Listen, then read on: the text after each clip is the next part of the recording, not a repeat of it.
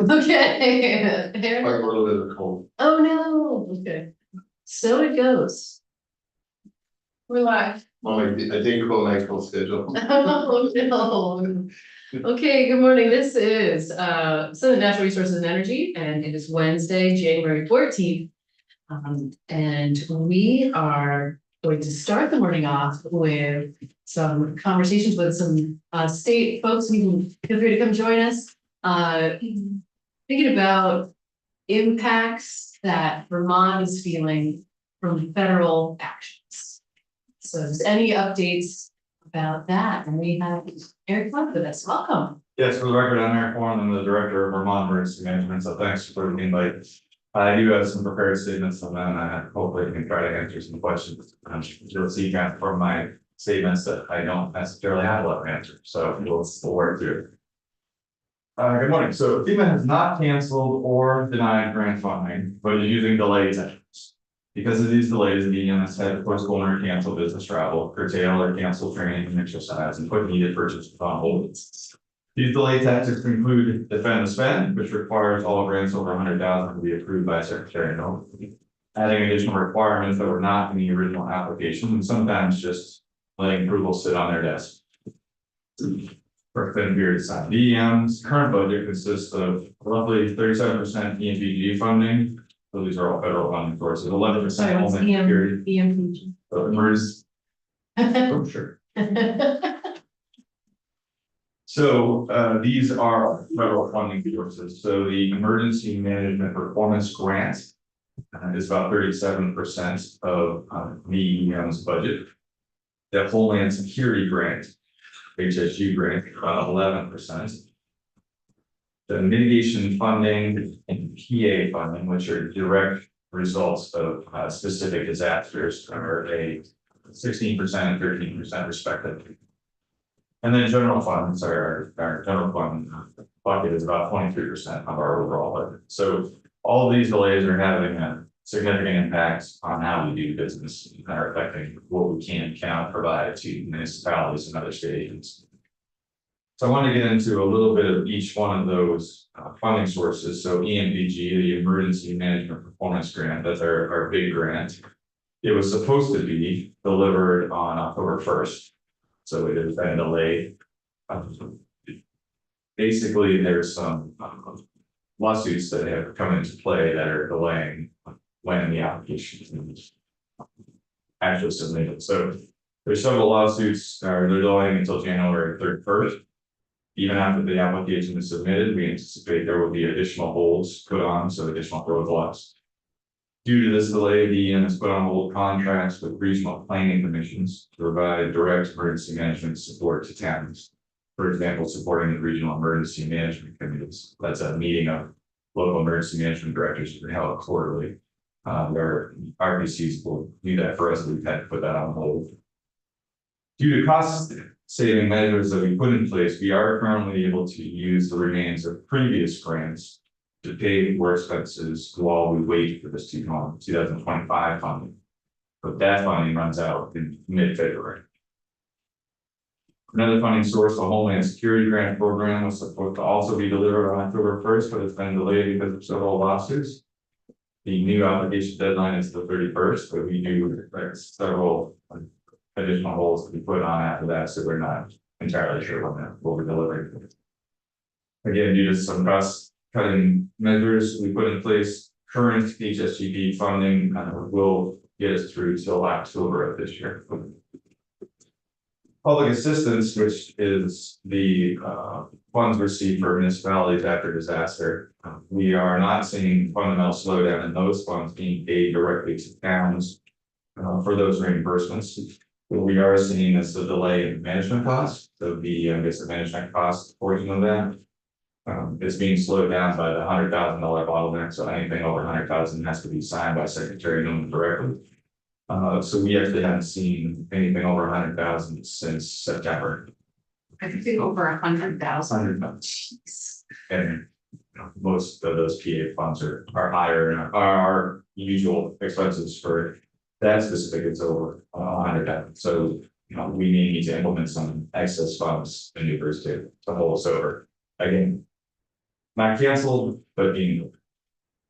BRIC, BRIC, which is the Building of Resilient Infrastructure and Communities grants. That was canceled in April of 2025, but then a court order declared that that termination was void. So that order requires FEMA to continue the 2023 grant funding and the release of the 24 funding. But we have not heard anything from FEMA on that implementation of that order. So we have applied for scoping under 23 and we have planning to apply for 24, but again, it's kind of been in a hold pattern. For what's called SWIFT grant, which is mitigation assistance, we submitted an application in early 2025 for roughly $10 million, mostly for buyouts of individuals affected by the 23 and 24 flood. This program remains under review by FEMA, and currently nothing is being moved from that, so we cannot confirm whether or not we are going to get it money. Next affects 16 properties that we will submit applications for. Mitigation funding, already awarded buyouts, so already awarded before the change of administrations. Are moving. We are seeing those fundings. We had about 61 that closed. And then we are seeing now an additional 92 properties that we had to resubmit due to some change to their cost effectiveness measurements. We submitted those back in July. We have not heard anything on those. So those are sitting as well. So in closing, nothing has been canceled, but money is not being received in a timely manner. And this delay is adversely affecting how we can support the state and municipalities. So it's kind of a wait and hold pattern right now. So they're not denying and or canceling, which would allow us to appeal and have a due process, but they are not also sending us some of the funding, so we can earn a whole pattern. So in a way, if the money had been canceled, you could pursue that with a suit, but that's not really an option since hasn't been canceled. So not necessarily a suit. If there is a denial, there's an appeal process. Okay. So for example, for the 2025 flooding that happened in Sutton, we requested a major disaster declaration, which was denied. We have an appeal in for that. It's a very set process. What we're seeing that is our appeal is now sitting, like the denial, we have a certain amount of time to submit the appeal. They don't necessarily have a requisite amount of time to address our appeal. So that is also sitting and waiting. On the lawsuit side, for example, what I roughly think we're the state Vermont's 20 lawsuits as it relates to this, but what we're seeing is the application for some of these grants came out last July. We applied, we were supposed to receive the money in October. What the administration attempted to do is change the requirements of the application that we had already applied for. So for example, they changed the period of performance from 3 years to 1 year. They changed the requirements, or they added a requirement for states to conduct their own census to decide how many individuals in the state, minus how many were removed due to the political immigration status. So we sue because we don't have that capacity. So those are the things that policies come up, and we have several of those. Those two specifically are the ones that were just resolved in our favor. So that language is being taken out. That is why the theoretical of the application will be posted again at the end of January for our submittal, because those two things were the things that were holding us up. What I can't define is whether there'll be something else or some next hurdles across. So we're in a whole pattern. You mentioned also briefly that you might need to do some excess receipts. And so depending on how things play out, it sounds like there's a potential, there's some important deadlines coming up, or anticipations, right? There's money that we hope to see in January, something else running out in February, then there's one in October. So depending on how that plays out, you may have some rolling ERRs. Yeah. Yes, the issue right now, the metaphor I use, the balls in the air. All the balls are in the air, so we can't adjust one way or the other. Once one hits the ground, we can go one way or the other and try to compensate whatever that mechanism may be. But right now, we don't know specifically what the results are going to be of any one of these grants. Okay. So Just a order of magnitude here, social. So there's different pockets, right? There's some broad strokes, the there's the part about buyouts and individuals, you got that stream. But even on the stream that just has to go with your ability to function and manage it, the money for the LPCs, which they're part of the job. How much money are we talking about now? So the one for our budget, the EMPG, the Emergency Management Performance Grant, is about $2.7 million. So that has been, that's like, you're getting along till February without it. We're getting one. You're sort of using other money to get along till. Yeah, so And what has that's, happened in the past is every year you get each year grant money. So we have a little bit left of 24 because we're not buying any computers and we're pulling off on travel. So we have some residual in that small amount will get us to mid-February. So don't have the money, that's at that point. yeah, so after that point, then several potentials ranging from layoffs to reducing services to the whole campus. That one is roughly, like I said, 38% of our budget. Of that, throwing a lot of numbers, but of that 2.7 million, 1.5 of it's personnel. And then the next biggest thing is RPCs and the contract we have with them for direct support. And then you get into specific technologies that are used for disaster management, and then you get into telephones and gas and small incremental trace with that at the 2.7 million. So cutting costs, making sure that we're spending only what we definitely need to spend to keep the lights on. It's kind of as we creep toward that February, when it was supposed to come on October 1st, we started to think about implementation. And now those 2 days are getting closer and closer and closer. So what our next steps are, we can't pull anything specific because we don't know what the outcome will be. So we can't dodge left, can't dodge right. We're kind of at using that holding pattern right now, which is a bit problematic, but we have implemented, we're not doing any business travel trainings on hold. We've reduced some of our exercises. And we're not buying new computers that are up on rotation capacity. Our vehicles that we used to go out to visit towns to support them. So all of those things are on hold to stretch it as long as we can to make sure that we don't have to implement any bigger consequences. Well, and to speak to those consequences, so maybe, if money doesn't materialize, we do some ERRs in the meanwhile. And then we get to next year, let's say money hasn't materialized. I mean, one possibility is finding money from other sources. But in the absence of that, you're talking about layoffs, cutting services.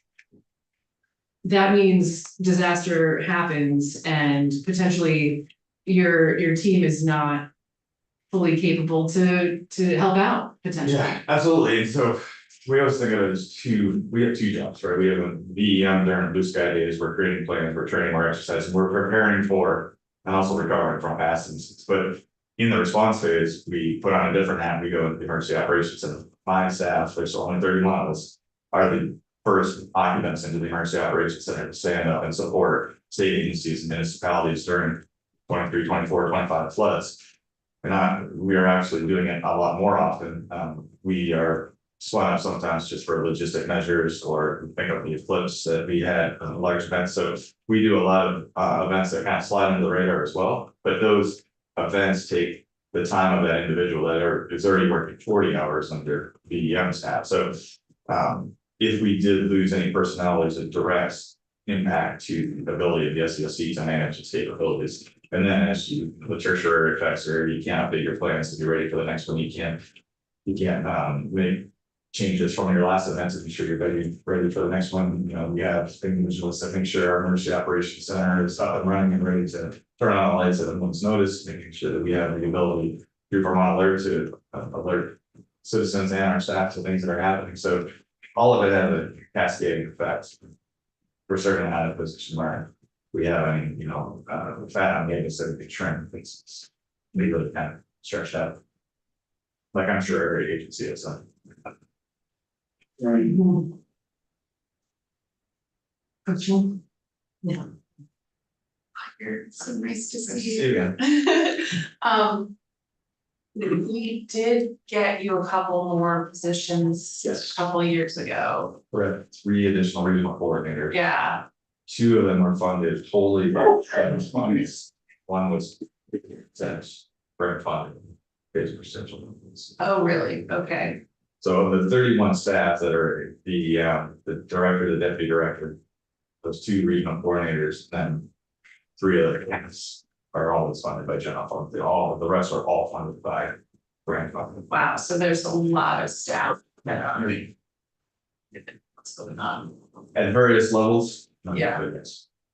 And what about funding for things like the urban search and rescue? We fought hard to get some more That work is- with that. That is out of the Department of Fire Safety. Okay. So our sister division, Okay, but yes, they did get some funding last year, which was great.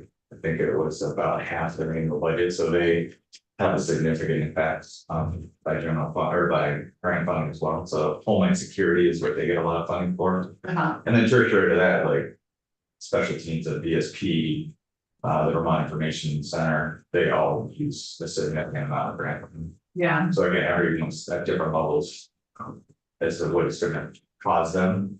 So I can speak to us. and it's 2 years ago when we did that major bill and you lived in my committee room over there. We gave you a lot of new duties, most of them planning. So I'm assuming that's the kind of thing that is put on hold when this federal money is. Yes. Planning, for example, someone's working right now on some legislation about dam safety, so all of Yeah. those things we have to prioritize. Triage really is what we have to do, what's the most important to do with the capabilities that we have right now. And then that all gets put on hold if there's a flood. Yeah, I was gonna say, and if there's a flood next year again, does this stuff potentially prevent you from having the kind of response we might need? Absolutely does. Because the EMPG funding supports the emergency operations center personnel, their training.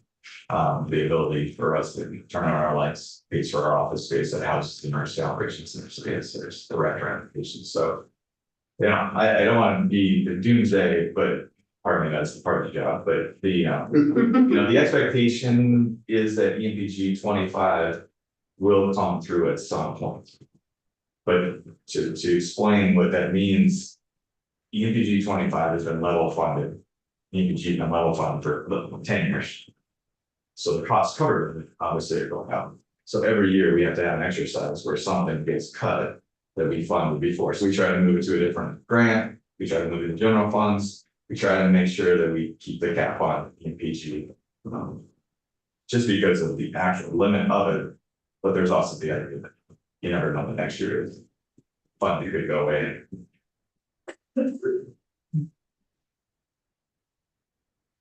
Well, it is important that we are informed as to where we're at and so that we can be vigilant to see how we can be supporting them all.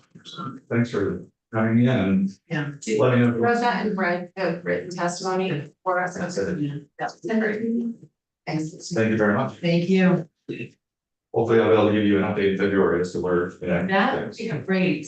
That'd be great. If you could send us an email as to how it all plays out, that'd be great. We'll keep you in the loop. Thank you. Thank you. All right, so I don't think we have anybody from the rest of this set here with us yet, so we're gonna, unless I could be wrong. Miranda Gray. Oh, Sorry, I don't have oh my God, welcome. You're here. Oh, nice, super, welcome. Yes, please. But we might as well switch since. Yeah, because I mean, you're just sending, I guess she's. Yes, great. Wonderful. Welcome. I'm sorry. Yeah. It's good to meet you. Yes. Go ahead and go right in. Yeah, for the record, my name is Miranda Gray, I'm the Deputy Commissioner for the Economic Services Division.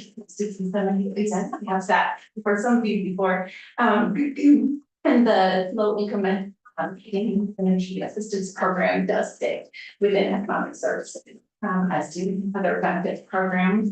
And we supplied a letter last week. I think we have a bit better news than previous, just in terms of our LIFE funding did come in. It was a bit delayed. I think there was a fair amount of attention about that. Sorry, yes, and I do have Richard Bates, the field director, online with me as well in case you have some questions. But we did receive our block grant It was maybe closer than we've had in past years to the date, when we roll out benefits, but we were able to send Vermonters their fuel benefit on time. There was no delay there. We received 90% of the benefit, which is normal. We usually receive 90% in November, and then we'll get the additional 10% in April. We have no reason to believe right now that we won't be receiving that additional 10%. Just because, we know that funding, for, this program was in both the House and Senate budget federally. So we're feeling confident that Vermonters will be all set, for this year. Yeah, it was our silver lining to everything that we were navigating, and another program snack. Yeah. Okay. That, but a LIHEAP was for a while, really, questionable whether you were gonna get it. And I know there was a big push at the federal level to save the program. Yes, and I do think, yes, the administration perhaps didn't have it in their budget, and I guess that has happened in the past, Richard would be able to speak to that more, but we weren't as nervous about this just because we did see it in both budgets, and so we felt pretty confident that we were gonna see that, but you're right, for a little bit, we were just cautious, really optimistic. Okay, that is great news. Yeah. So, and this, the season that you're talking about is by heating season, right? So 90% now, 10% in April, and then that process will start again for the following years. Yeah, it's a federal fiscal year, and it is, we do most of our, like, heating homes with the exception of wood, we do have summer benefit for wood, getting that to people, so, it's just a high level, yes, it is normal at this time, so we are, no concerns there. Okay, that is a great relief. Great. Any other questions? Okay, super. Well, thank you so much. Just, that's really, Yes, go ahead. this is the very beginning. What are we not? It's the only news, like, or do you have another? That was all that I was. Yeah, okay, Okay. She does lots of other programs, so this is the only one that's, I have lots of questions about other things. Yeah.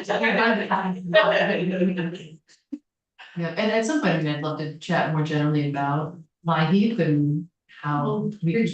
Oh, yes, right, exactly. And how we can be, helping people transition to more cheaper and sustainable heating solutions. That may be a conversation for another time. No, we would be happy to have a conversation. Thank you so much. Wonderful, thank you. Super, thanks for being here. Thank you for being here too, Mr. Giddings. Thank you, folks. Bye. Okay, great. So we're anticipating that we may have our next witness at 9:30. We're a little ahead of schedule, so we are going to take a break until 9:30.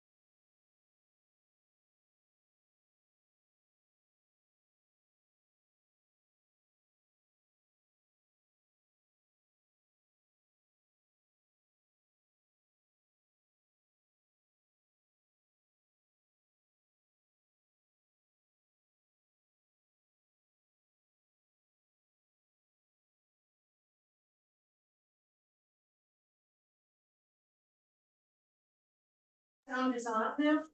Oh, it is. I just turned. Oh, okay. All right, good morning. This is Senate Natural Resources and Energy coming back from a little break. If you need a minute, it is okay. I'm just bringing up notes. Okay. I should be set as soon as I'm on. Okay, super. And just to remind everybody, we are going through, looking at how actions from the federal government have impacted the state of Vermont, particularly the areas under our jurisdiction. So I open.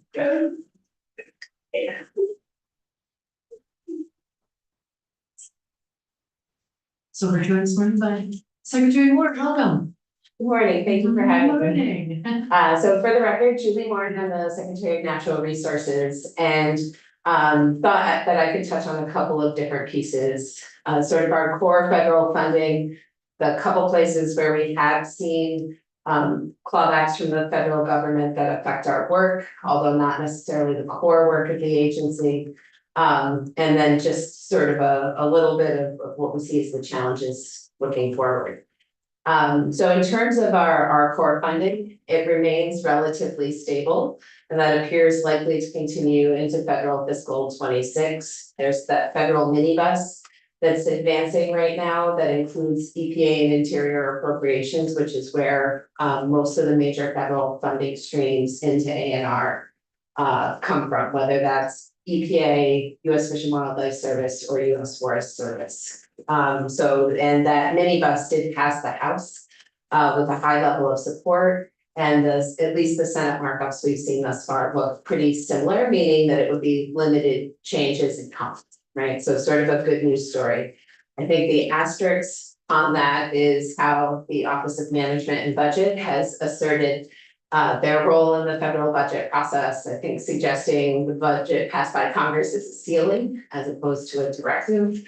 And so clearly that's been their assertion essentially is they can't go beyond what Congress appropriated, but they need to be able to, and they don't need the resources.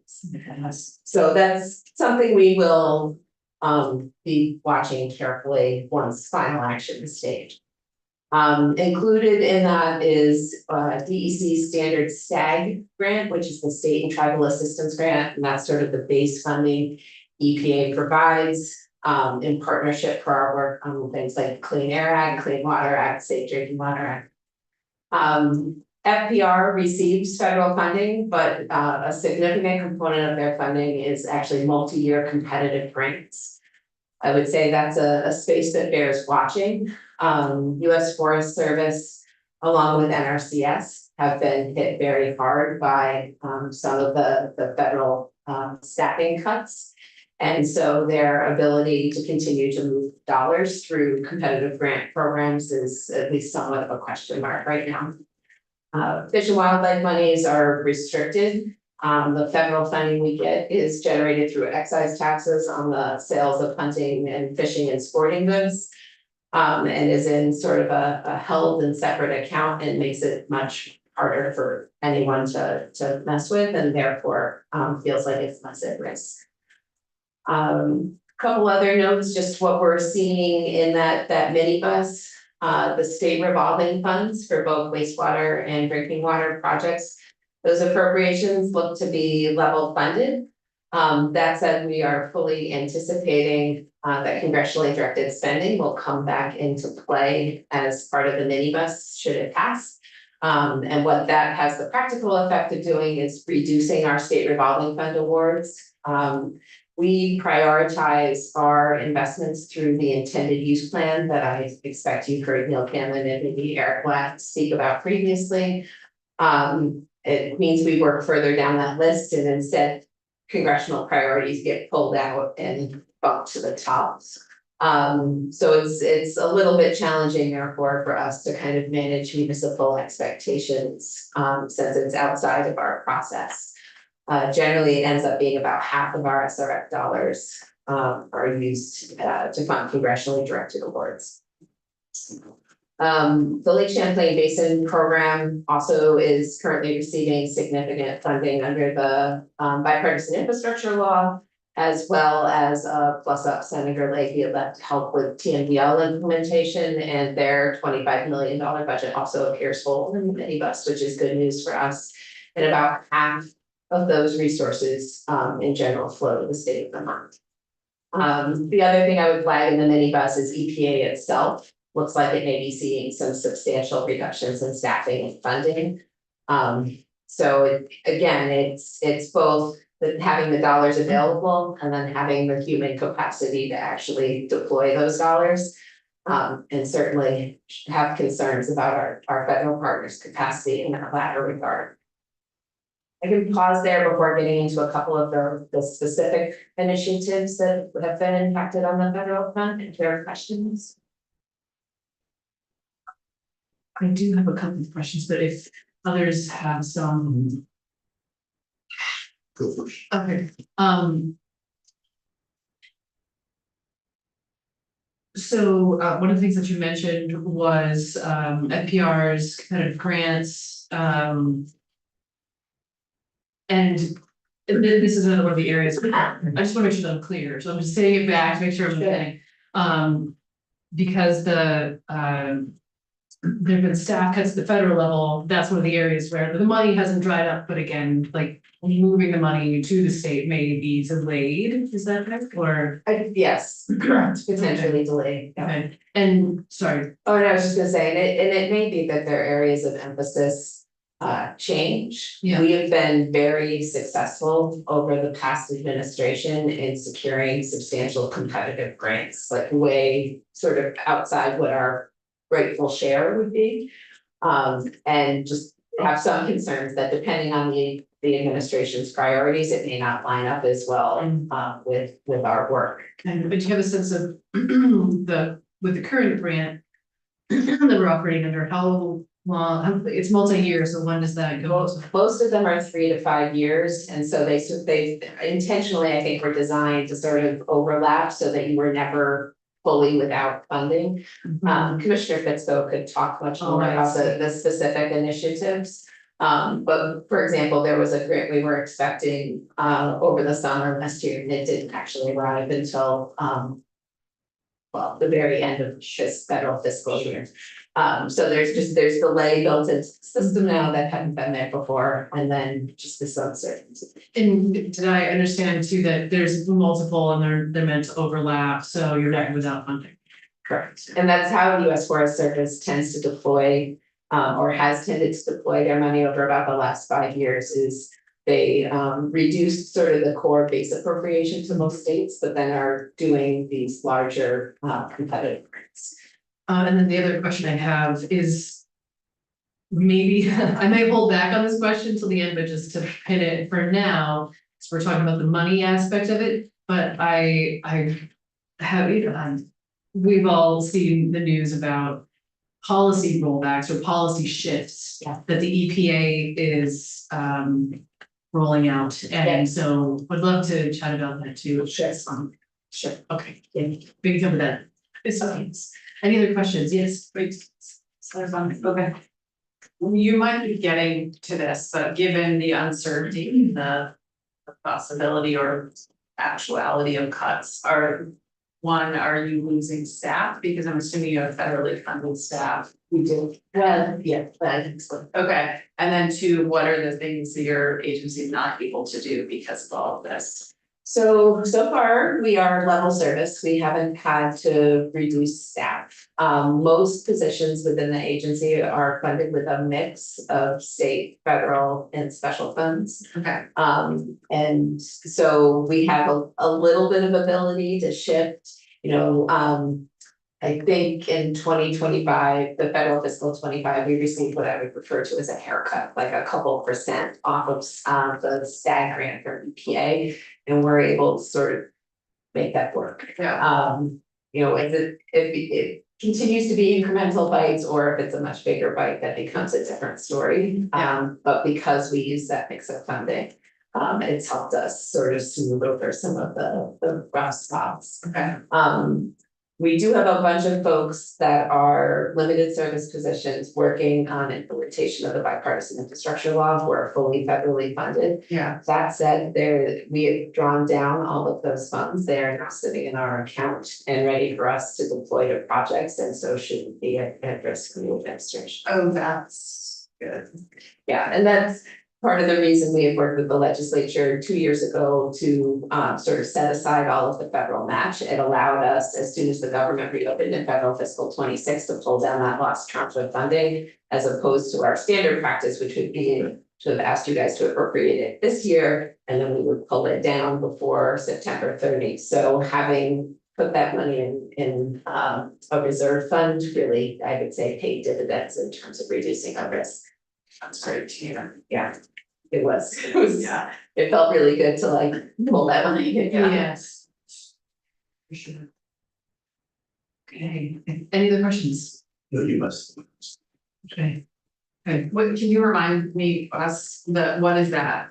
What are some of those projects that that money is paid for? So the bipartisan infrastructure law both just increases generally in the amount we have available for loans through the Clean Water and Drinking Water SRF program. It was the money we relied on to do the lead service line inventories for every public water system in the state of Vermont, and then supports lead service line replacement where they are located.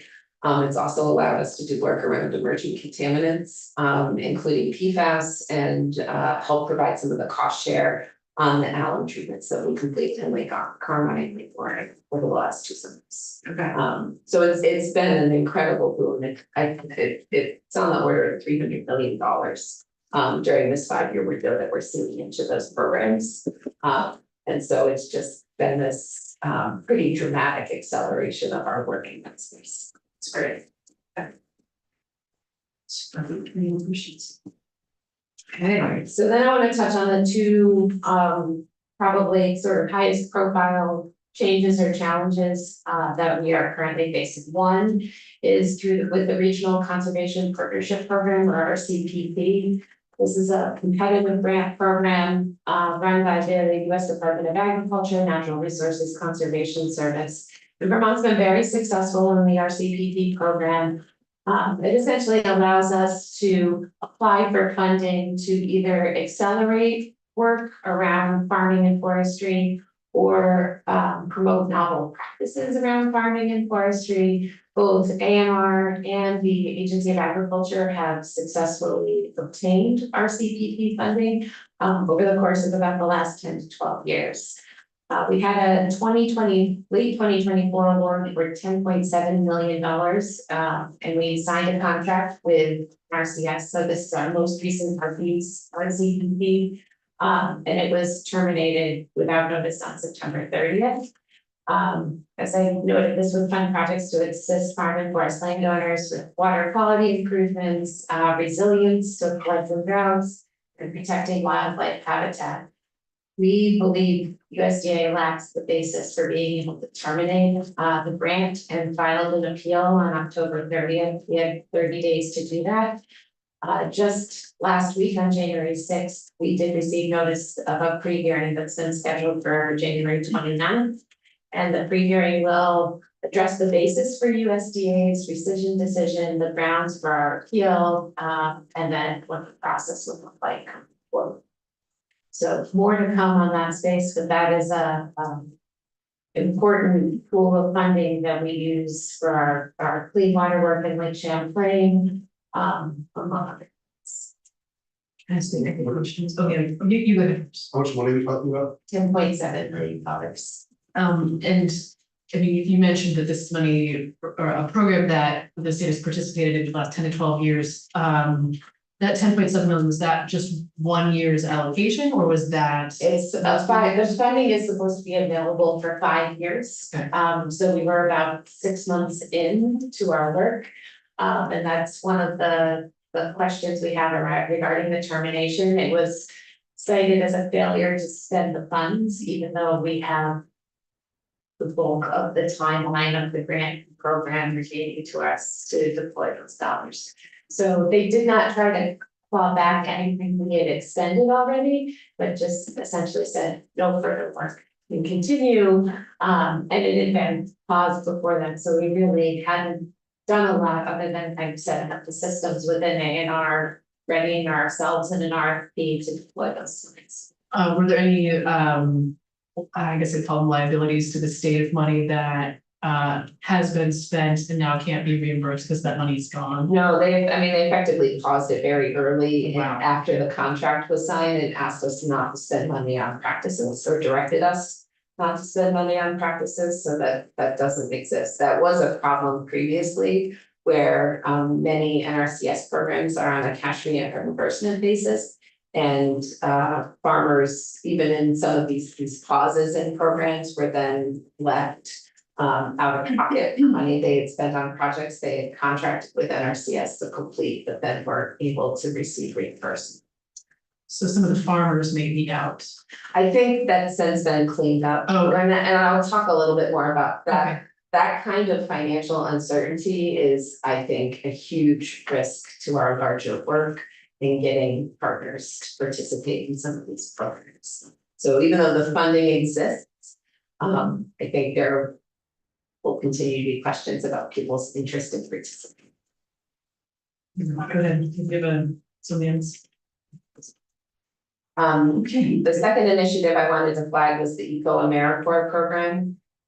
So following the new administration taking office, they terminated federal support for the 2024-2025 program. Generally, our programs run September 1st to August 31st, although we don't have core members necessarily for that full 12-month period. They tend to be 10-month assignments. The termination of the program meant we would have had to dismiss the current year core, well, effectively, they told us on Friday and expected that the termination would be on Friday. We ended up using what would have been our match money for the 25-26 core to continue or offer all of those AmeriCorps members the ability to continue in their roles as seasonal state employees and finish out their service. The majority of them took us up on that offer. But then that puts us in a position of not having the match for the current year program. But even more so, really significant concerns about the likelihood of some similar action being taken at the federal level, that where we could recruit and get a number of young people to relocate to Vermont only to face that same kind of disruption. And frankly, we didn't believe we would have the ability to backfill the program a second time. And so made the difficult decision to conclude the Eco AmeriCorps program at the end of the last service year, which was effectively August 31st of this year.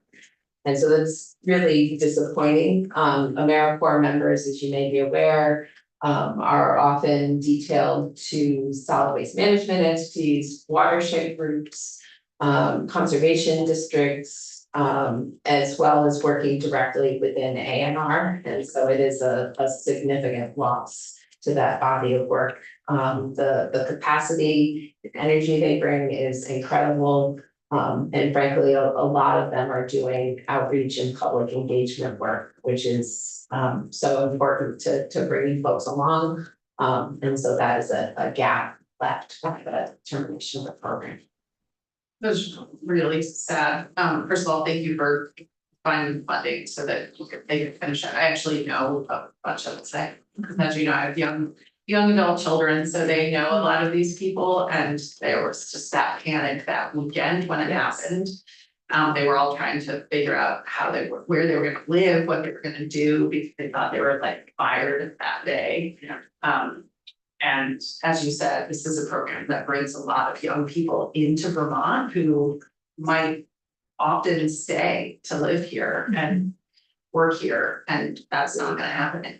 You know, and A&R, I think, is probably a disproportionate beneficiary of those folks looking for jobs within state government. Yeah. As well as, again, some of our partners. I know there are a lot of AmeriCorps alum that are working for solid waste management districts and working for watershed groups at this point. So Yeah. that damage to the pipeline is challenging on top of sort of the immediate effects and that lost capacity that we can bring. Yeah. Right, and then the last point I wanted to touch on is really just the challenges with funding uncertainty.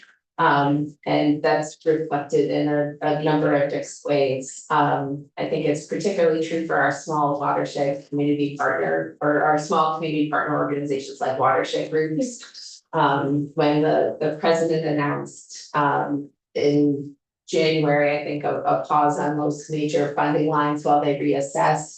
That had a ripple, almost immediate ripple effect into projects that were being planned for this summer. And one of the examples I use is the Friends of the Winooski was doing a dam removal project in Barry.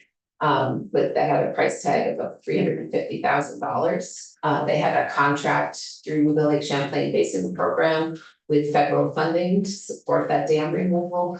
And their bank account is less than 10% of the cost of that project. So the ability to, in good faith, move forward with such a substantial construction project, not knowing it can be reimbursed on the back end, has been challenging for folks.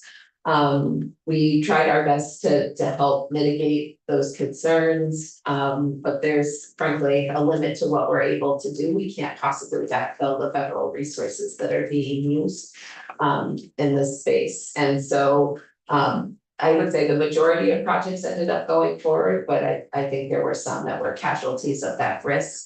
In the farm space, I think that same uncertainty and risk shows itself. Milk prices are declining, so farmers' finances are becoming increasingly constrained. And the idea that they could be left, even if it's for a period of only months, effectively holding the bag on an investment they're making, becomes a harder and harder decision to get to this. And I do worry that uncertainty is going to continue to be a challenge.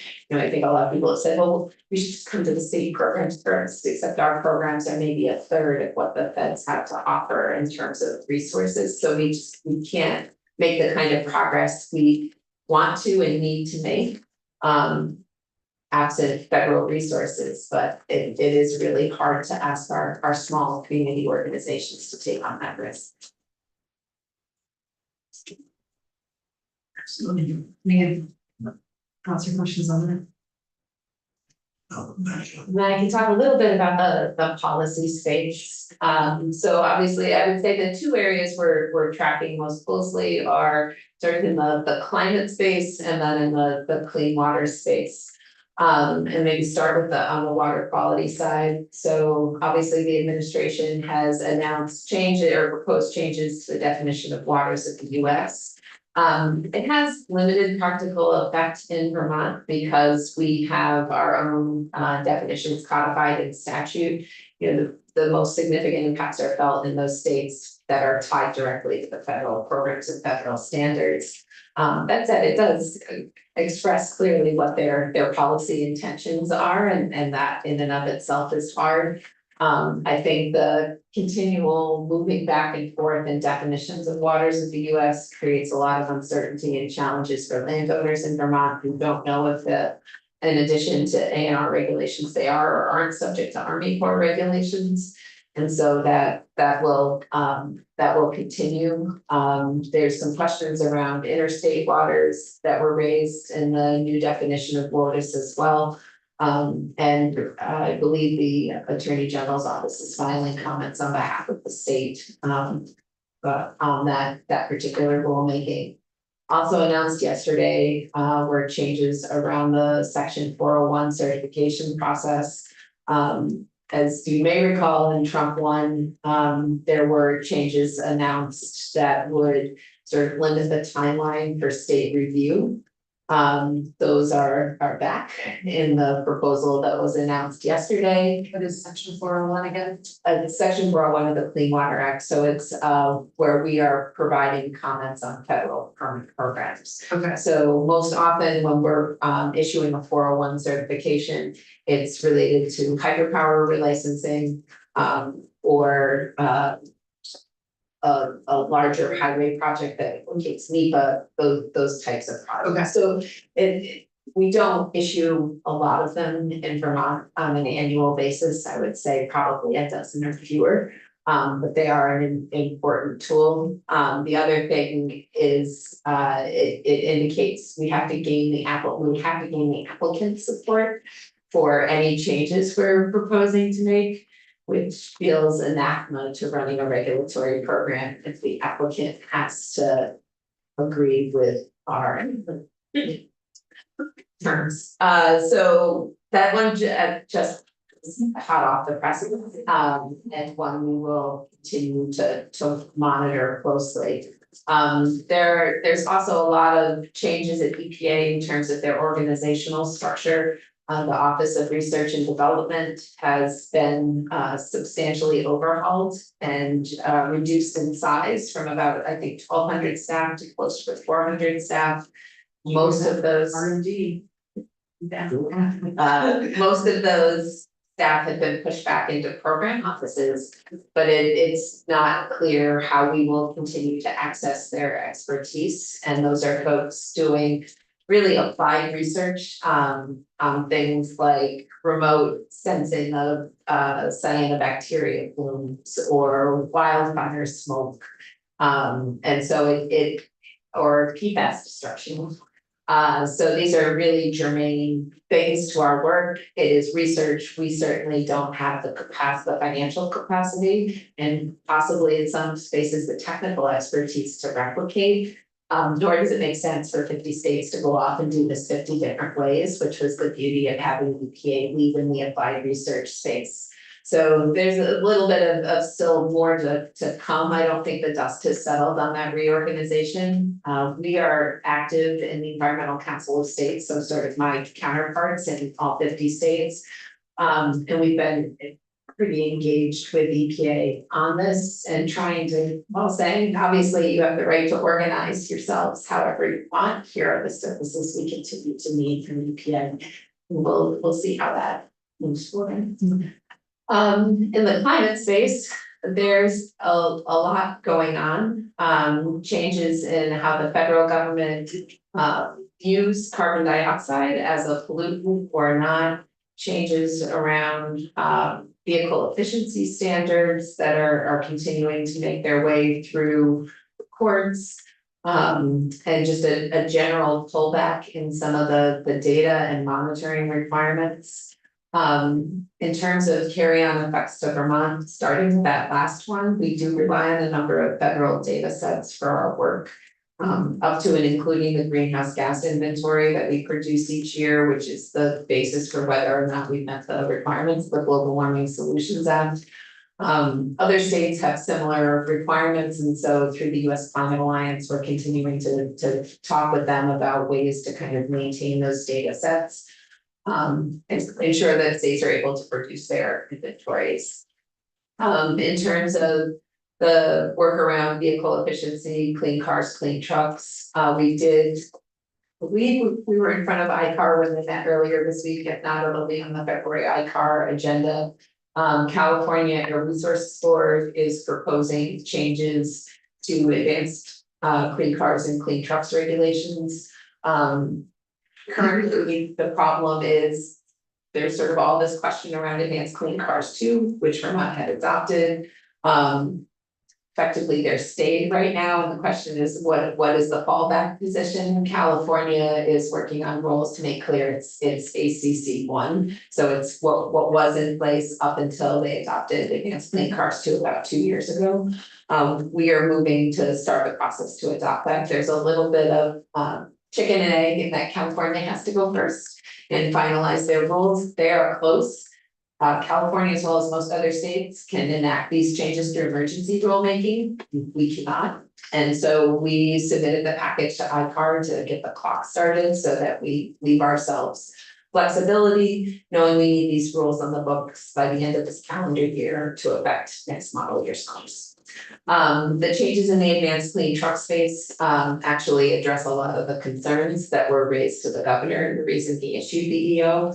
around advanced clean trucks and sort of confusion around how credits are calculated. This has been worked on with the manufacturers and I think is actually just sort of straight across the board win in gaining that clarity.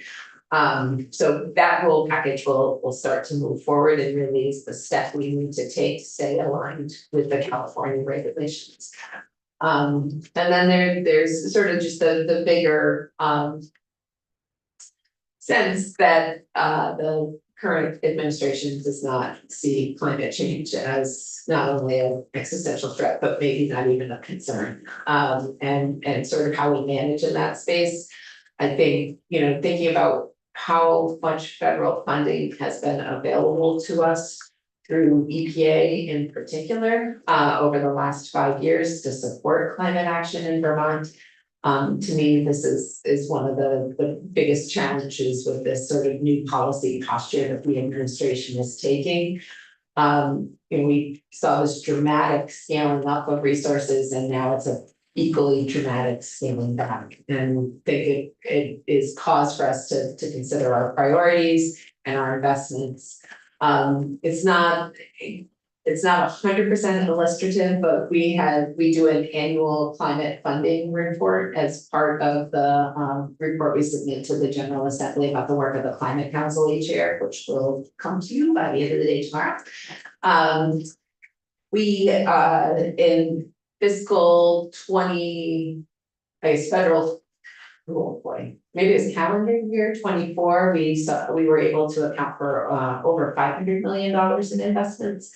This last year it was closer to 300 million. Some of that's flooding and flood response, but some of that is the federal government sort of dialing way back on the opportunities that are available to us to support this work.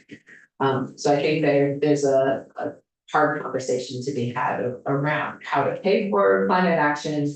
If Vermonters can afford to pay for it outright, because we won't have those federal resources and just that very sudden change in the funding landscape around. Any questions? So the 300 million, you mentioned some of it has been used for flood mitigation? Yeah, so the climate spending includes both greenhouse gas mitigation, adaptation, resilience, as well as some of the hazard mitigation investments that kind of flow out of or follow a disaster. Okay, any other questions for the secretary? Just make sure I that flood, when we go flood investigations and all settings, including what we're talking about. So there's a combination of state and federal dollars that are used for floodplain restoration work. Certainly the hazard mitigation grant. And resilience. Yes. But So like the RIC program, which is a relatively new FEMA initiative that was intended to promote resilience, was pulled back on. So those projects are lingering while that conversation continues. We have been able to continue to make investments through the Flood Resilient Communities Fund that the legislature funded initially with ARPA dollars and then has continued to provide some amount of funding with one-time state general grants. Those dollars are just about exhausted at this point. We also pay for some of those projects through the Clean Water Fund. But oftentimes, or not, those projects also need to be able to demonstrate that they are having any sediment and nutrient reduction benefit. Because that's sort of the underpinning for those dollars. And so there are flood resilience projects that may not rank well when we think about them in terms of sediment and nutrient reduction, even if they might rank very well in terms of resilience. That's one of the things, the resilience implementation strategy that we released with the Treasurer's Office back in September, noted and asked us to dig into, or we agreed to dig into and have started to do that work. Are there ways to sort of better bring together these conversations about climate resilience and water quality and make sure we're getting the sort of maximum value out of each one of those dollars, because we are making such a significant commitment to clean water.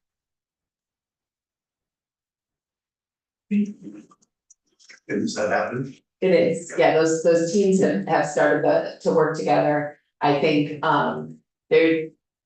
in the Clean Water Fund, there's clean water enhancement money, as you may recall, which is more flexible, frankly, and then there's sort of the money committed to implementing the TMDLs.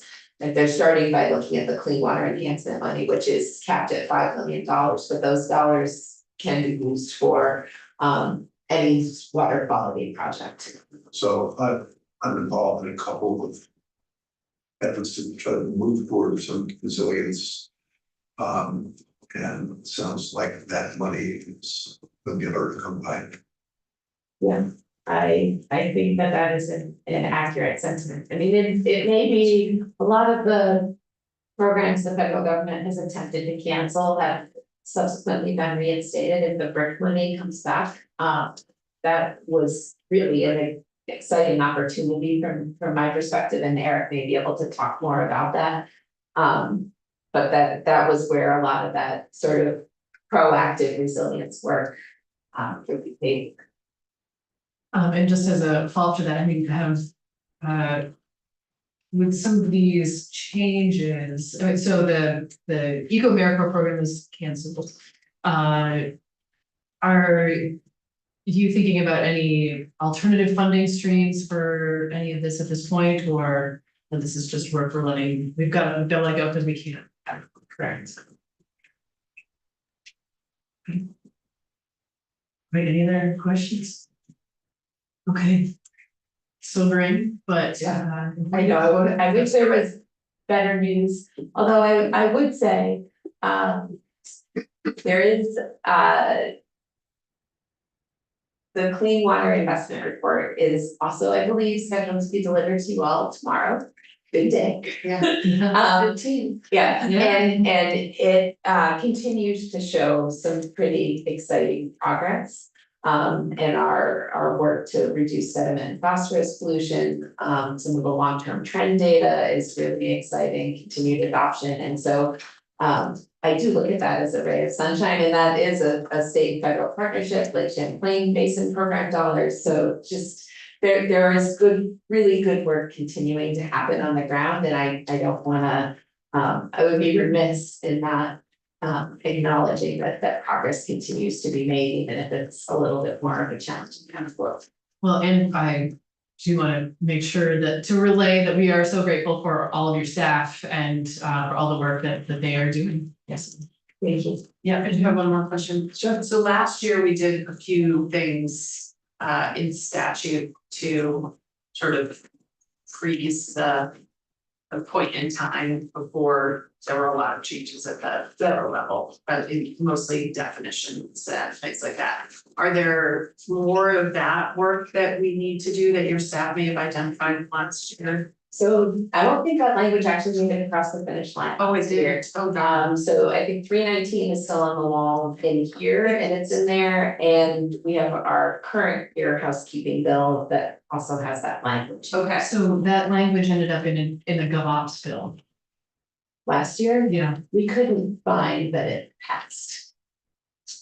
Okay. I'll follow up with the chair of. Yeah, if it exists somewhere, we would love to have it, but it's Okay. also I in, know it's also there. But yeah, it's on the, but it's also in our current year housekeeping. bill. Okay. So. Okay. Okay. But it was pretty generic, like, we're going to freeze sort of Title 10 Right. references to federal code of regulations effective January 1st of last year, so I think as long as. Okay. As long as it's not too late to do that. And also, I mean, for example, the bill that we did last year on PFOS, we used the definition. Correct, as of that, Vermont waters, which was yes, strategic. correct, yes, as that other, as the federal definition continues to evolve. Yeah, okay, We'll chat. I will, let's just housekeeping. Yeah, if you have questions, just let me know. Yeah. Okay. Thank you. You're welcome. Okay. For us, it's very. Okay. Sorry, oh, you already went. You just You're not under me. Yeah, yeah, something slips on, I need help. I don't know, something not to do. Thank you very much. My fault. That's true, that's fine. Math, there's one math. For 9:30. Welcome. Hi, thank you. Yeah. I have slides to share. I did this morning and how much I did last weekend was Well, I went too fast and wasn't entirely clear, so I share my visuals. Okay.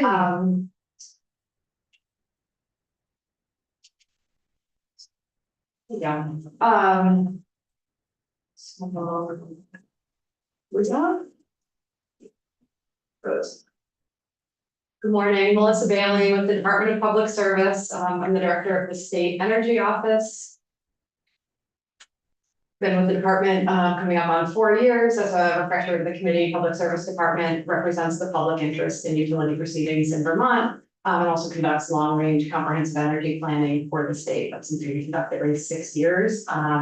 State Energy Office within the department was established in 2023, really in recognition of the considerable amounts of federal funding that were flowing through the department. So SEO has the primary responsibility of administering those federal funds related to energy and climate work for the department, and that is a federal designation from the Department of Energy as well. Each state is a designated SEO and annually receives kind of some base funding to conduct energy activities, and then typically it's significant infusions of money come through our Inflation Reduction Act, et cetera.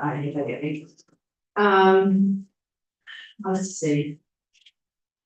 SEO, just for context, also houses the Clean Energy Development Fund of the department, was charged with increasing renewable energy generation in Vermont and conducts the climate work through interagency coordination and funding solar. So hopping over to kind of impacts of federal funding, similar to I think what you've probably been hearing this morning, like other departments and agencies, we've been affected by both the uncertainty at the federal level as well as just direct recipients of money. So there are 2 programs that I'll talk about that are probably most significant for the department and our work. So first is the Home Energy Rebates Program. This was authorized by Congress under the Inflation Reduction Act, an $8 billion program nationwide. All states receive formula allocation. I think one state did not accept the formula allocation, but again, nationwide program. Vermont was slated to receive $29 million under 2 sub-programs. So a total of $59 million was expected to come to Vermont. The first program is the home efficiency rebates. We call that the homes program here in Vermont. Senator Welch was very, very active in getting that authorized. About 10 years from concept to passage, inclusion in the IRA. So the home efficiency rebates support whole home efficiency for residences and include enhanced funding for lower income households. So for Vermont's deployment of the homes program, we intend to grant the entire $29 million to the Office of Economic Opportunity, which administers the Weatherization Systems Program in Vermont. We really looked at the landscape of programs and said we do not need to build a new program. We have a model that works well for both achieving significant energy savings, carbon savings, and most importantly, improving affordability for low income households in Vermont. And again, the Weatherization Assistance Program serves households earning 80% of area median income or less. We serve homes at maybe 1,200 or so a year, and that's been ticking up in recent years. Go ahead. Just a question, and maybe I missed it, the formula. Who controls that formula? That's a good question. That would be DOE control. When they have a pot of money, they can, population, other factors. So at the agency level, they determine. Yes, like if Congress says here's $8 million in this program. Okay, so it comes from the feds. Yeah, and I think, so that formula is in place for our annual allocation, which, for Vermont, our annual allocation is in the ballpark of like 400,000.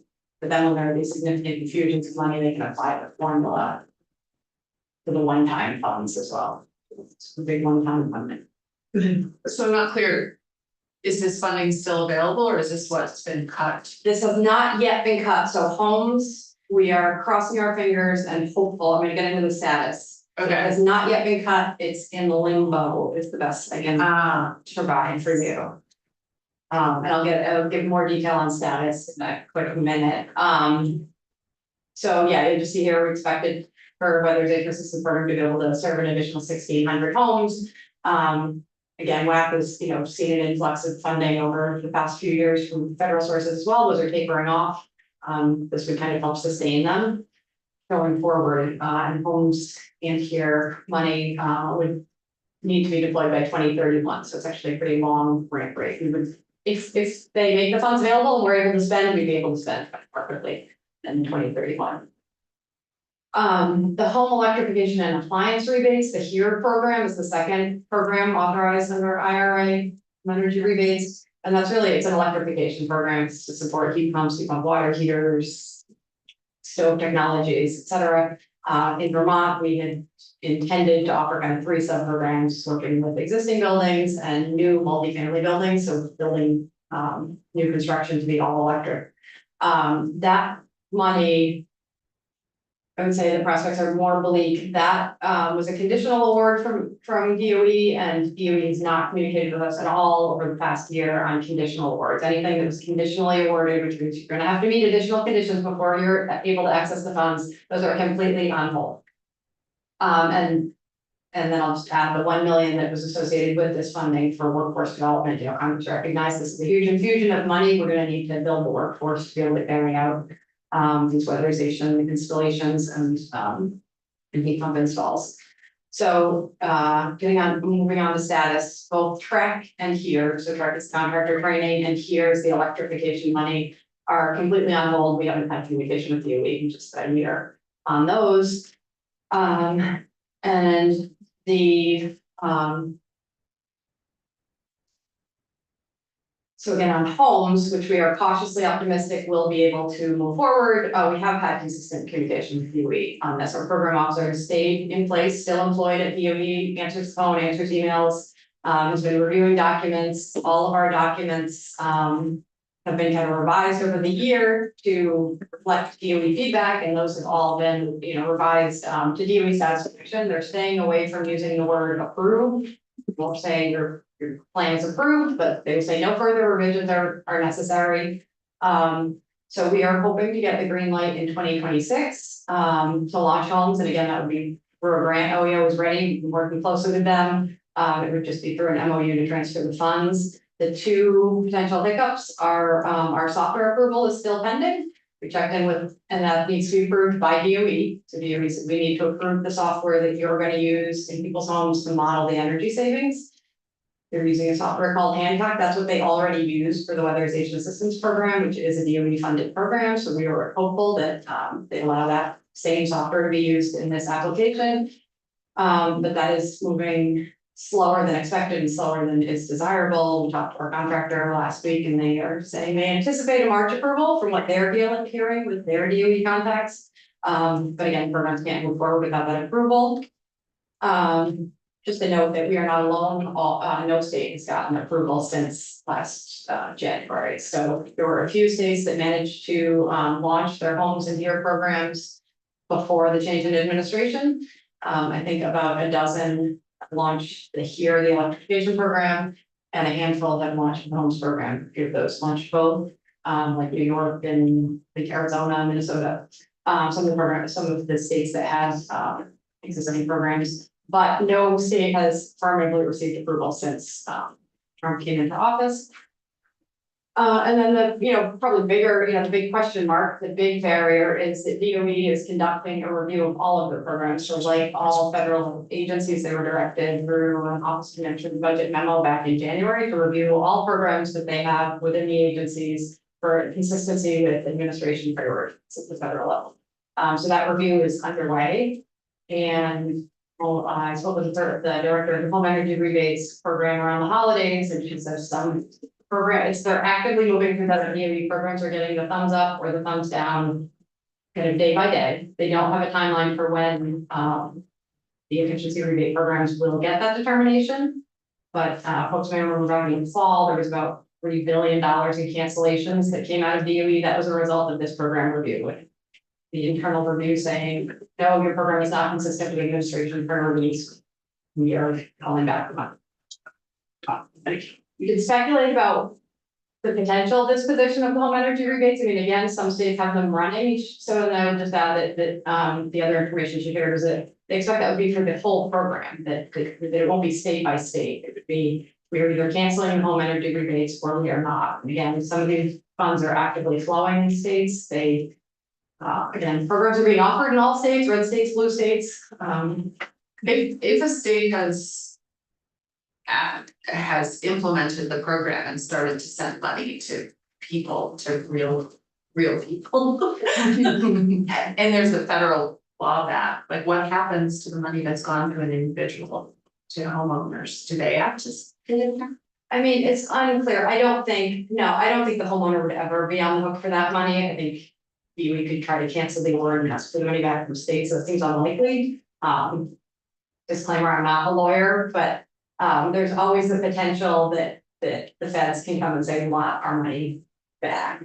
I would expect that they would just cancel the award. So the way just back up, the way these awards work is it's a reimbursement basis, even for the states. So that would be sitting in the, I don't know, if folks heard about the ASAP account, the federal bank account, so we can go and look and see these monies in our ASAP account, 58 million for Vermont, and we're not able to draw those down until we get that green light. So states, I guess what I'm saying is states would just be drawing against that balance. I think it's very unlikely the feds would ever go after more than what was remaining in ASAP. And just, I think they just take from the money that's remaining, canceling this $8 billion project intended to alleviate energy burden. So sorry, I can't provide more definitive answer. It really is a big question mark on status, and again, we're really poised to launch an ASAP if we get that final green light from DOE. So pivoting gears here, the second program I'll touch upon is Solar for All Vermont. Folks probably heard this in the news. EPA has purported to cancel this program. So just this was $62 million slated to come to Vermont over 5 years, be expended prior to 2029. 75% of the funds were required to be direct incentives to customers and low-income customers exclusively for essentially discounted solar energy, solar electricity. We conceptually developed 3 different programs, 3 different segments of the market: renters, folks who live in affordable housing, and then homeowners. There's also some money here associated with workforce development, and you'll just see here some details that we expected in aggregate to serve about 8,000 low-income Vermonters through different channels. This one we were getting very close to launch in back in the summer of 2025.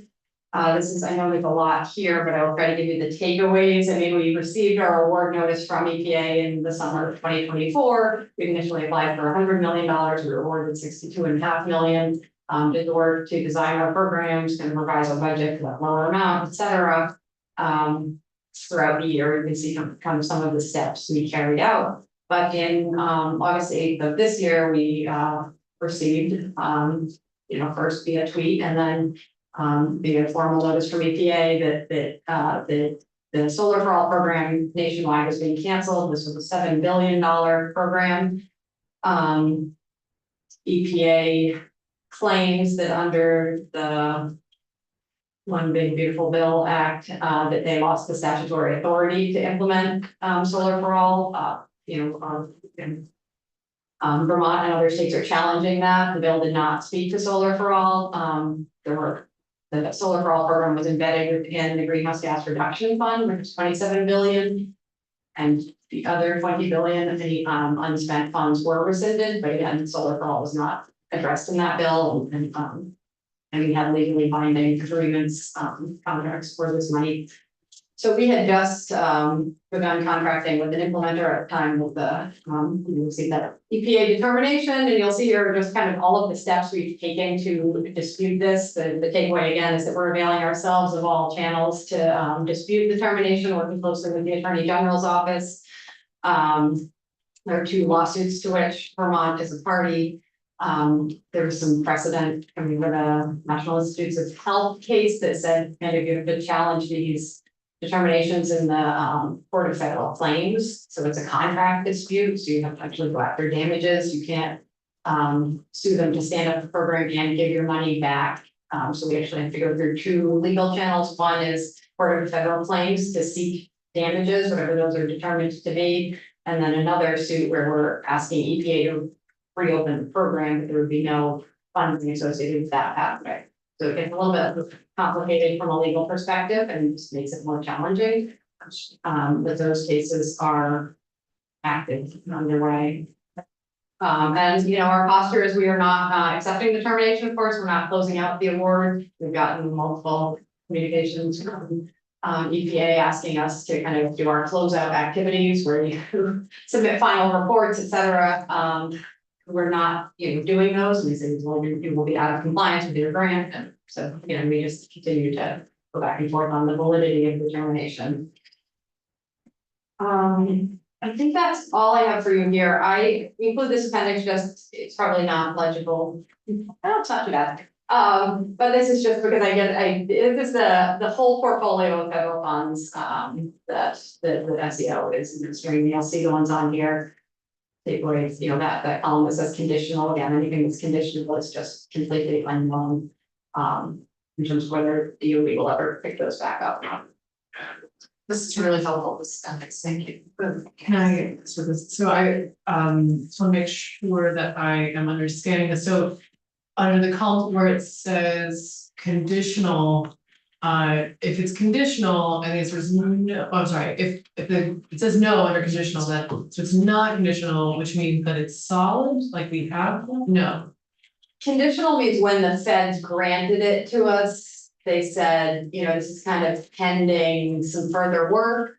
Right. There's, you know, some speculation that like the Biden administration did that, you know, to get money, to get awards kind of issued kind of quickly towards. Sure, so what does the yes versus no mean in that column? So we would have thought that awards that were not conditional were more secure, but you'll see that Solar for All was not a conditional award, that was a full, I mean, from our perspective, a legally binding award. Okay.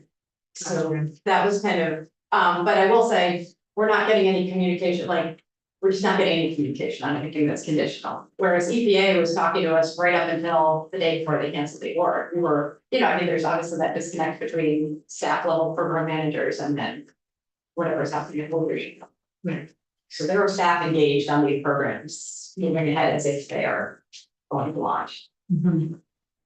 One of the things that we heard from Secretary Moore was that the EPA is experiencing a lot of staffing shortages. Means this also mirrored in DOE as well? Yes, I can't remember the number, but yes, DOE lost a huge amount of its workforce through voluntary and involuntary interaction. They're also reorganizing. The offices we work with are state and community energy partnerships, and like the Office of Efficiency and Renewable Energy. Those have now kind of been subsumed into the Office of Critical Minerals, I believe, Minerals and Innovation. So restructuring, you know, changes in leadership at DOE. We've had, you know, with the home energy rebates, we've had the same program officer throughout the year. That's kind of an anomaly. For other programs. We've had 4 or 5 program officers as they kind of shuffle and figure things out. Okay, and so aside from the Solar for All, and I guess what I want to get at is for your department's core services or, you know, functions. Those are whole, that, what's the exposure for federal dollars there? The core functions, I think the department carries out, really, you know, we're funded through the gross receipts tax, and that's kind of our base budget. And that work is being carried out, you know, the planning director, TJ4, and the efficiency director, Al Ganzak, you know, they are, you know, continuing to operate as usual. It's kind of this, the state energy office, again, we were stood up to accept all of this money and build that grant management capacity within the department. And now we're ramping down much more quickly than anticipated. We have several, you know, unfilled positions because all this turmoil. The money doesn't come through, we won't, you know, refill those positions. But I'd say the core work of the department, comprehensive energy planning, utility regulation, that's all, again, funded through the gross receipts tax revenue. Okay, and that's As long as people keep buying fuels and electricity, yeah. good, okay. Stable source, yeah. Okay, good. Any other questions for Ms. Galen? Okay, and so what I am gathering is that we're looking at 120 million of either canceled or delayed, on hold, kind of money at this point. Yes, Okay, impacts, yeah. okay, all right. Well, again, sobering, but important to know. So Yes, thank you. thank you. We'll stay in touch. Sounds good. Okay, all right, so we are, I think we're ready to transition. Sometimes when we have a topic shift, I like to have like just a mental break, but we are, I think, well, we did have sort of a little bit of a break earlier. Do you all need a break? How are you doing? Well, we just had scheduled, I guess, right? I think that's fair. Okay, so we're gonna jump right in then. So we're switching gears to talk about S218, which is the fluoride bill.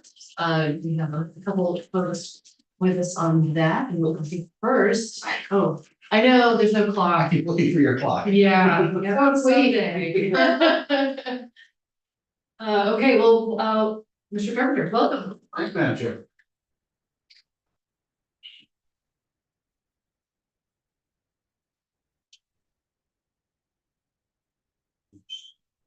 So, good morning all. First time in the chair this season. My name is, for the record, I'm Jared Carpenter of Lake Champlain Committee. Here talking about what is now S218, the fluoride bill, also known as the salt bill. I submitted a PowerPoint that has been put up on your website. It's an adaptation of the one that I've been using all the way along. I'm not going to use it here because it's a lot of what you've seen before. It's the impacts of chloride on infrastructure and habitat, the various elements of the bill that you've become familiar with over time. I just wanted to very briefly just sort of touch on support of the bill. I know you had a question yesterday when Mike walked through. I was going to comment on and exit the stage rather quickly. So yes, the new bill is S218 and its new machinations.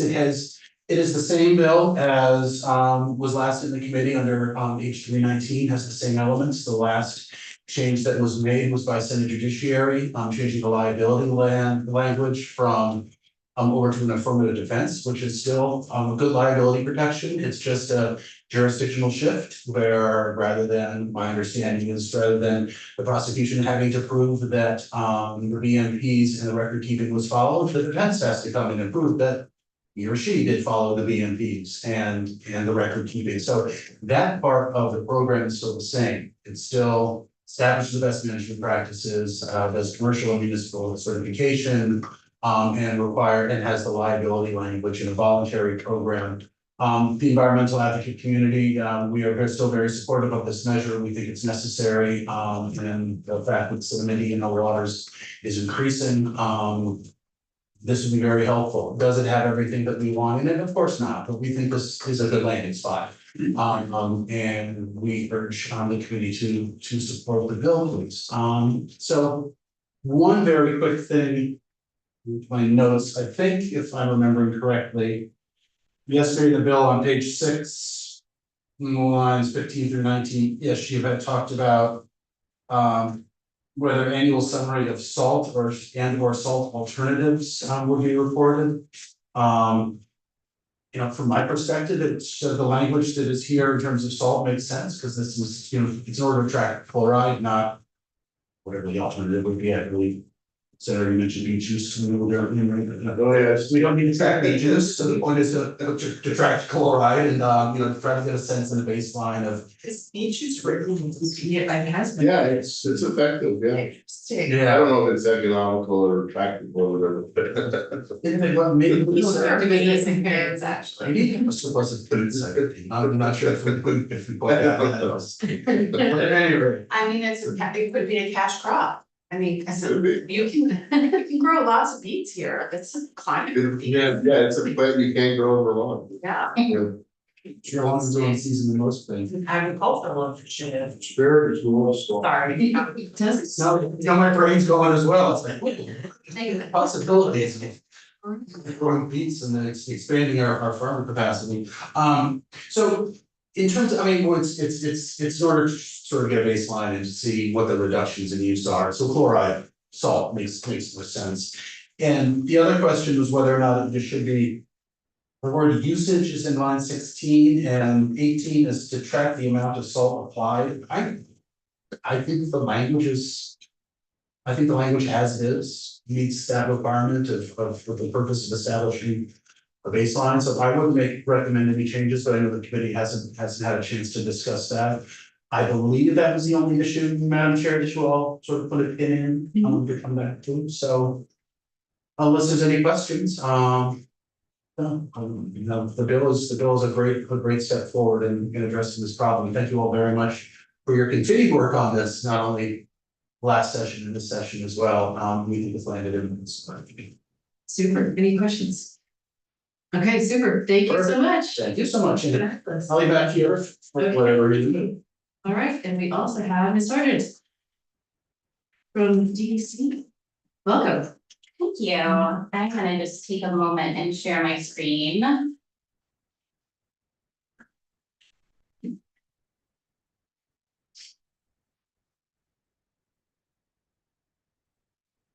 Oh, not up there yet.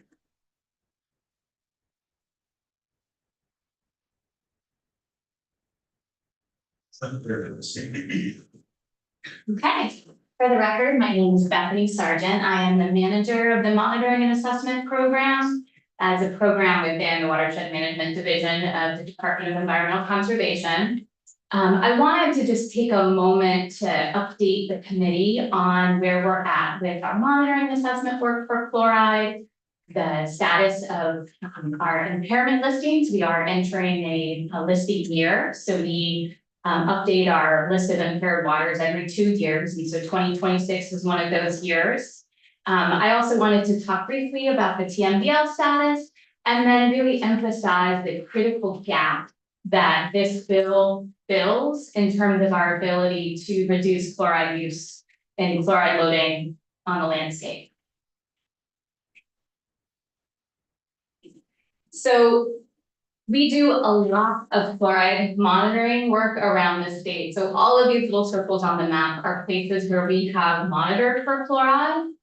And one of the things that we've realized over the years that we've monitored fluoride is that we don't necessarily need to dip a bottle everywhere to understand where the challenges are. So most of the areas where we're seeing the highest concentrations of fluoride, as we testified on before, are very heavily developed watersheds. So those small watersheds with a significant amount of impervious cover.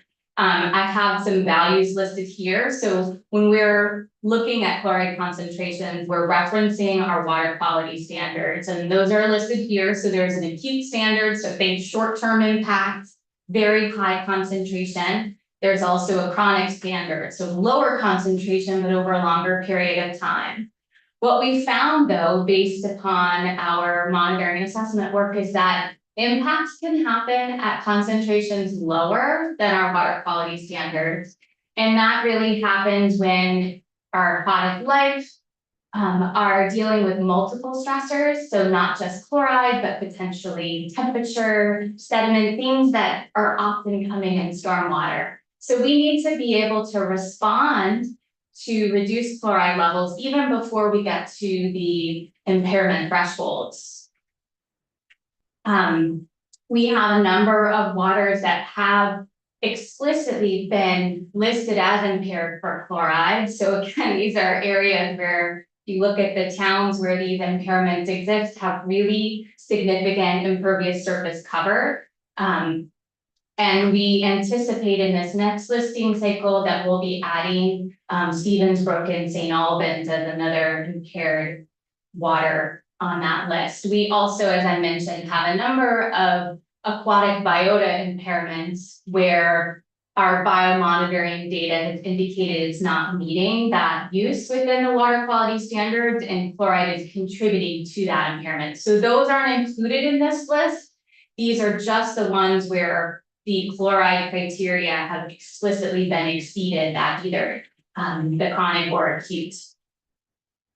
We're also working on total maximum daily load, so TMDL. So think of those as our fluoride budget for these watersheds.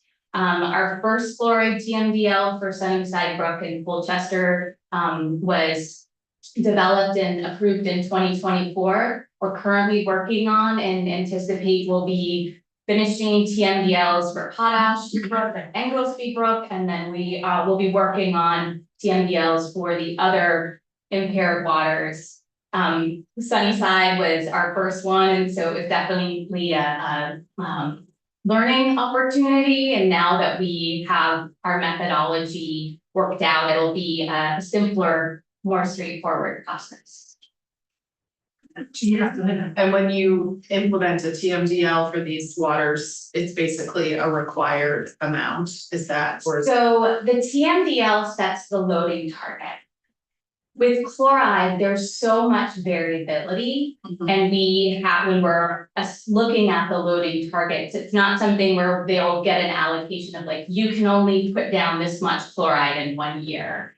We have a target and we have requirements within our MS4 permits, within the TS4 permit for the Vermont Agency of Transportation, that for those watersheds that are listed as impaired, they have to have a fluoride reduction plan as part of their permit conditions. And so they will be, they develop that plan and have an image here of a Colchester's plan that they developed when Sunnyside was impaired. But it essentially there's a requirement to develop this plan and to implement it. And these, when reviewing these, they're definitely around optimization. Again, we have a need to maintain safe surfaces, but certainly optimizing the application of fluoride is the best way to get at that necessary progress.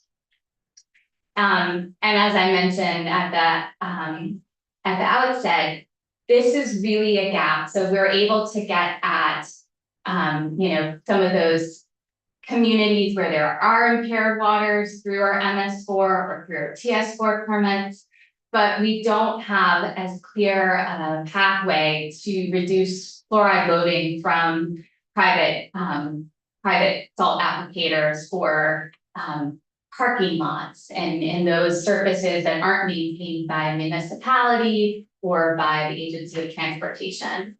And so being able to develop and implement a program that can incentivize salt optimization is really critical.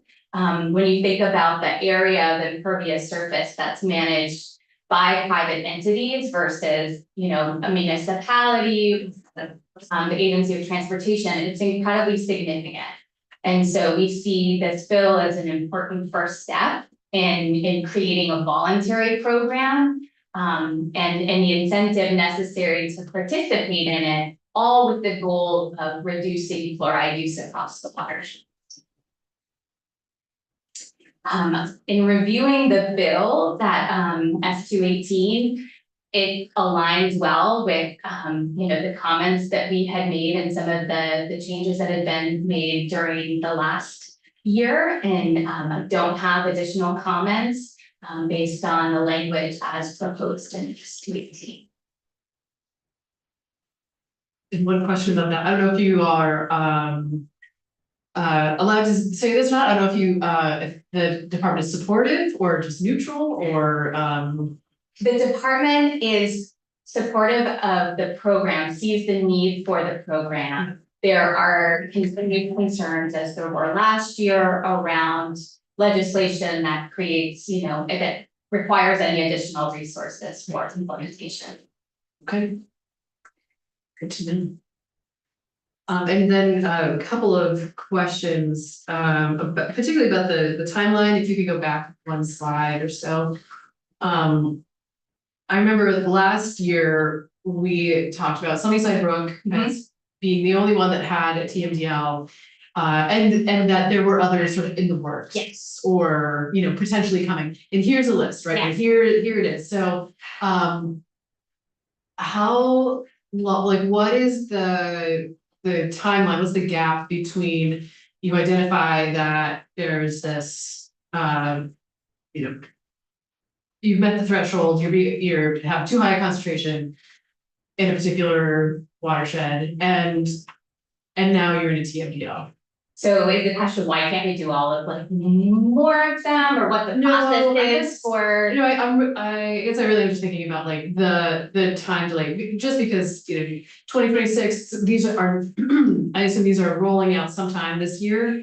Yes, I'm not sure of the exact status at this point. Yeah. A lot of the work, so our MS4 communities, we do a lot of flow monitoring. Yeah.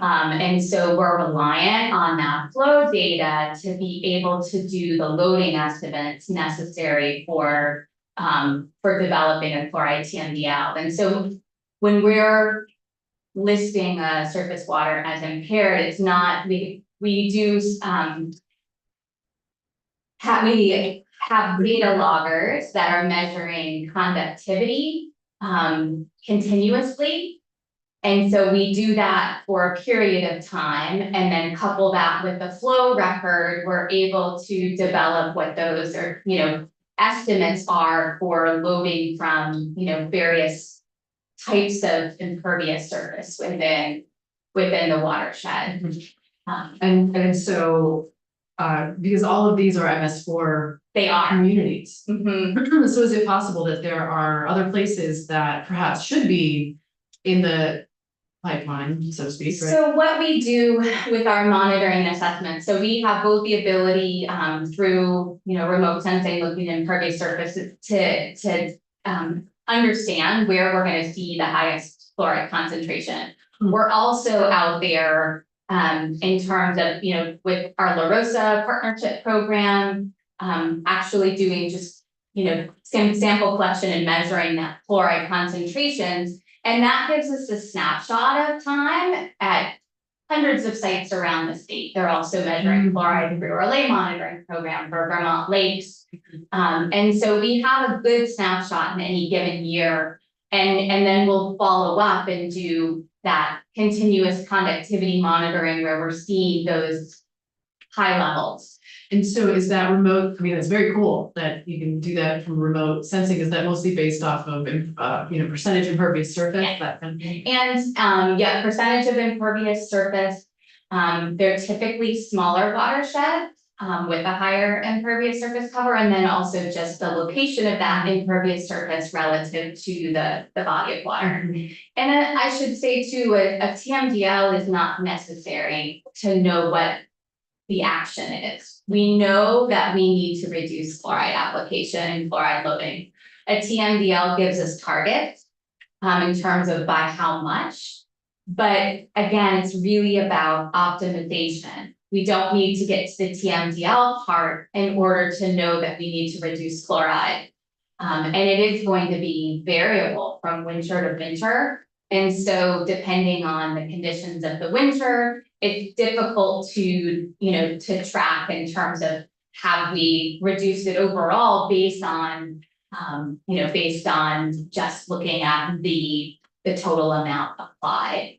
But again, as with all of our best management-based programs, we're relying on the science to tell us that this is, you know, optimal use of chloride, which optimization leads to reduction. And that's how, you know, we manage from a best management practice basis. Yes, good. So I couldn't really see on the Vermont map you had with the red dots.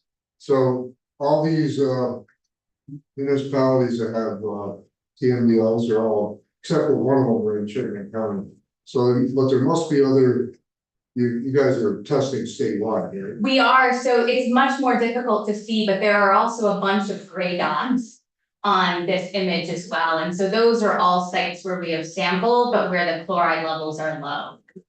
These are all stream sites. We aren't seeing levels for overall in lakes that are reaching our chronic or acute targets on, you know, at the level that they would be listed as impaired or with consistency. There have been a handful of higher concentrations in lakes, but not exceeding our standards to the extent that they would be listed as impaired. So we're really concerned about streams, particularly in the small, very developed watersheds. We have had a number of impacts, as I mentioned, to aquatic biota from stormwater, which likely includes fluoride and, those areas like in the ski areas where we have had in the past impaired waters. We've also worked with the ski areas and their water quality remediation plans to incorporate best management practices to minimize fluoride as well. So you take into consideration the salt that must be in the ground, along roadsides. I mean, every time it rains, that's gonna leach in and contribute. Exactly, and in these watersheds that have been listed as impaired, we find that the low flow conditions in the summer are often when we see our highest concentrations because of those impacts to shallow groundwater, and less volume of water flowing through. And so that's the concern as well, is when, it builds up in the soil, in that shallow groundwater, and then these small watersheds can be pretty significantly impacted as a result. Thank you. Yes, ma'am. Well, just to Senator Williams' point, it does look like on the map, if you blow it apart, I mean, there are orange dots all over the place. I mean, in two here in Montpelier area. So looks like there are a couple, maybe around Middlebury, there are none in Rutland, it looks like, but I'm sure there are. but anyway, there are other places where maybe you haven't gotten to the level of TMDL, but that they're sort of. There are, direction. they're all, they may not be at the point where there is consistent enough, so if you're, you have to be at or above that 230 for a long period of time, and so we'll get these flashes where there can be a spike, but that spike may not rise to 860. If it's if it's below 860 and doesn't last very long, then it's not going to impact aquatic life in the same way, to this extent that we would have a fluoride impairment. It may still be one of the stressors that are contributing. So it is an issue in any more urbanized watershed, that there would be impacts, potentially, again, in our smaller streams where there's not the same volume of water, that's diluting that fluoride, that's where the greatest concerns are. So this, I guess, one comment, so one takeaway I have here is that the 230 chronic is actually 100 chronic is actually above. It's not just Even potentially, so in terms of the criteria value, EPA promulgates what are called 304A criteria. So there's EPA's recommendations to states for water quality criteria that should be adopted. So Vermont has adopted those criteria. EPA has been researching whether those criteria values should be lower. They haven't issued draft, but in terms of, yes, management, we should be concerned about fluoride concentrations that are lower than that as one of the stressors that can be negatively impacting our streams and lakes. So going back to the slide, you don't have to go to it, but that showed said potash to 2026. What's actually happening? What does that trend go to? So that's the TMDL. So right now, our hydrologist, who's part of the division staff, is doing the analysis of loading for those watersheds based on the conductivity measurements, so that continuous data sets relative to the loading from those streams, and developing targets through the TMDL. Once the TMDL is drafted, it will go out on public notice for comment, and then EPA, then it's submitted to EPA for formal approval. And so then that gets set, and then how do you actually affect change? So that's where we go through the MS4 permit.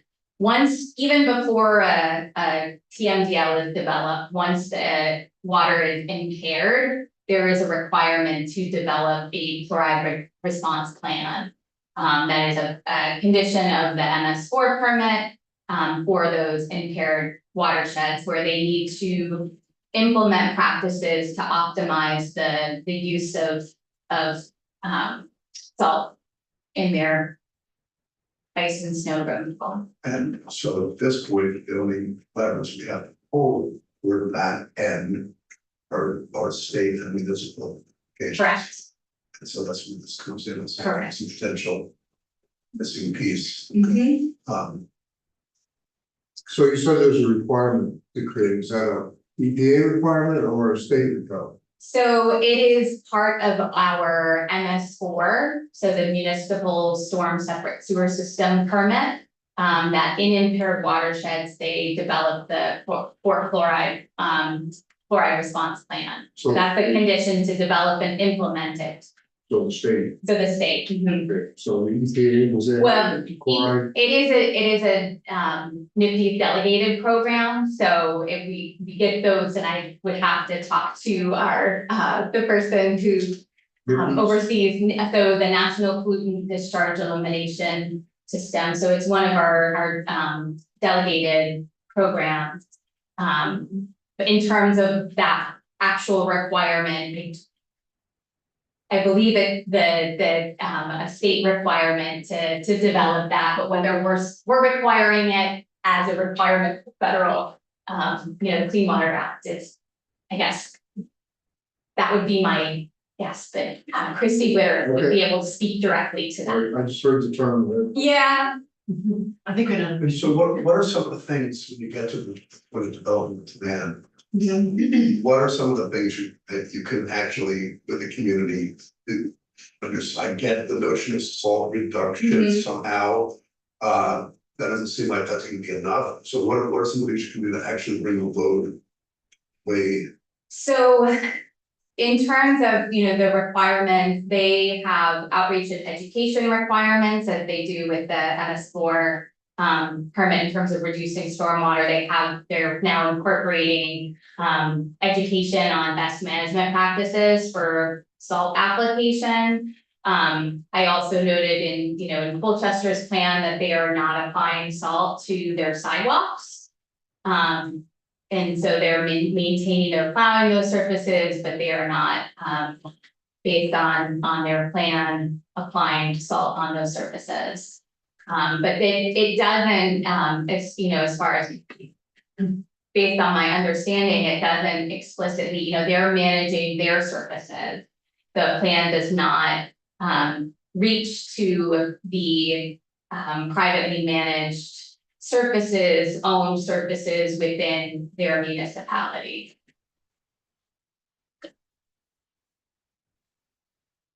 Is there a rule of thumb about percentages? When is that right? Like is most of the issue, private application, or is most of the issue state municipal application? Most of the issue in terms of both our understanding, so we, in developing the Sunnyside TMDL, we can, Colchester, we can understand from the Colchester how much salt they're applying. We work very well with the Agency of Transportation, and they do a great job of tracking how much salt they're applying and optimizing that. The gap is understanding even, when we're doing the TMDL, everything else, if it's not municipally managed or if it's not Agency of Transportation, it's in that private category. And we have no way to, directly understand at this point how much salt is being applied on those privately owned and managed surfaces.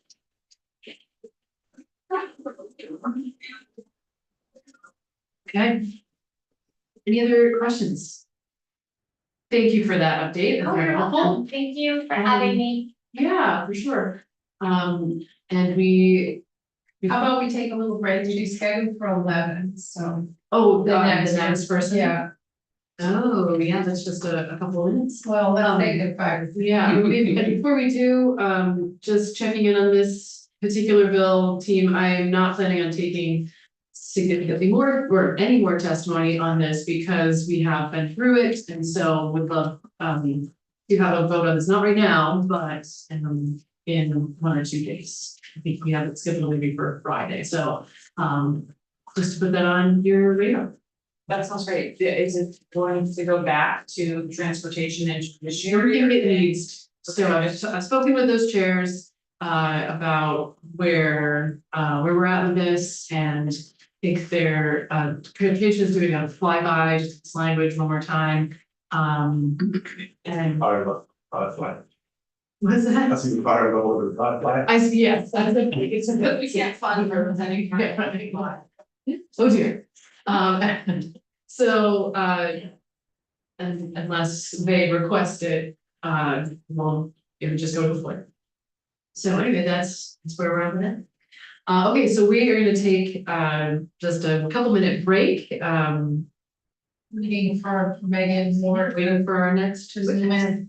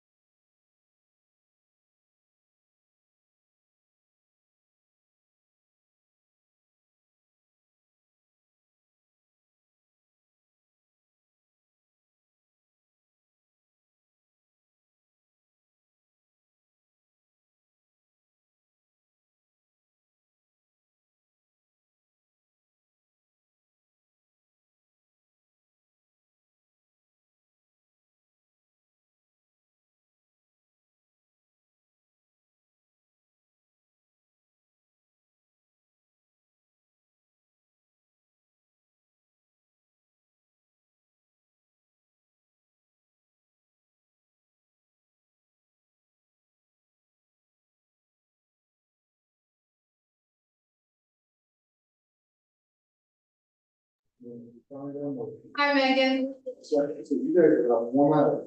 Hi there. Thanks for zooming in. I think it's 5 minutes. Yeah, sorry to give you a heart No, attack. yes, but no, it's okay. We're good. We're good. Yeah. All right, we're live. Somebody left tonight. Oh, and we're unmuted. No, yeah, right. Okay, very good. Okay, and you're feeling ready? Me? Megan? Yes, I am. Yep. Am I allowed to share? Yes. Yes, yes, I will make you a co-host. Can you, and I'll turn it volume, yeah. Yeah, let me Oh, you're see. letting them know that we're starting. Okay. Okay. Sorry.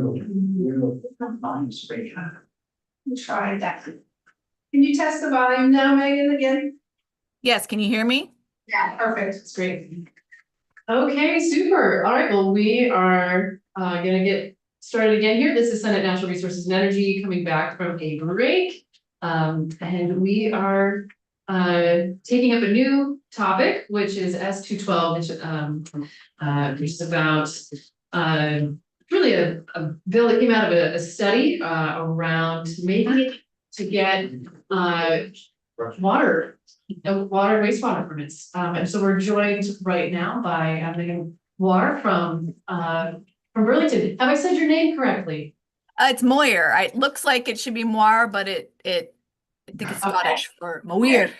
Okay, good. Well, welcome, and we'd love to hear your thoughts. Yeah, no, thank you so much for making the time. I'm really excited to be here to offer Burlington support for what was outlined in S 212. As a participant in DEC's working group, where we looked at efficiencies that could be gained during the water wastewater project review process, what you guys have in front of you very closely aligns with some of the outcomes of those discussions.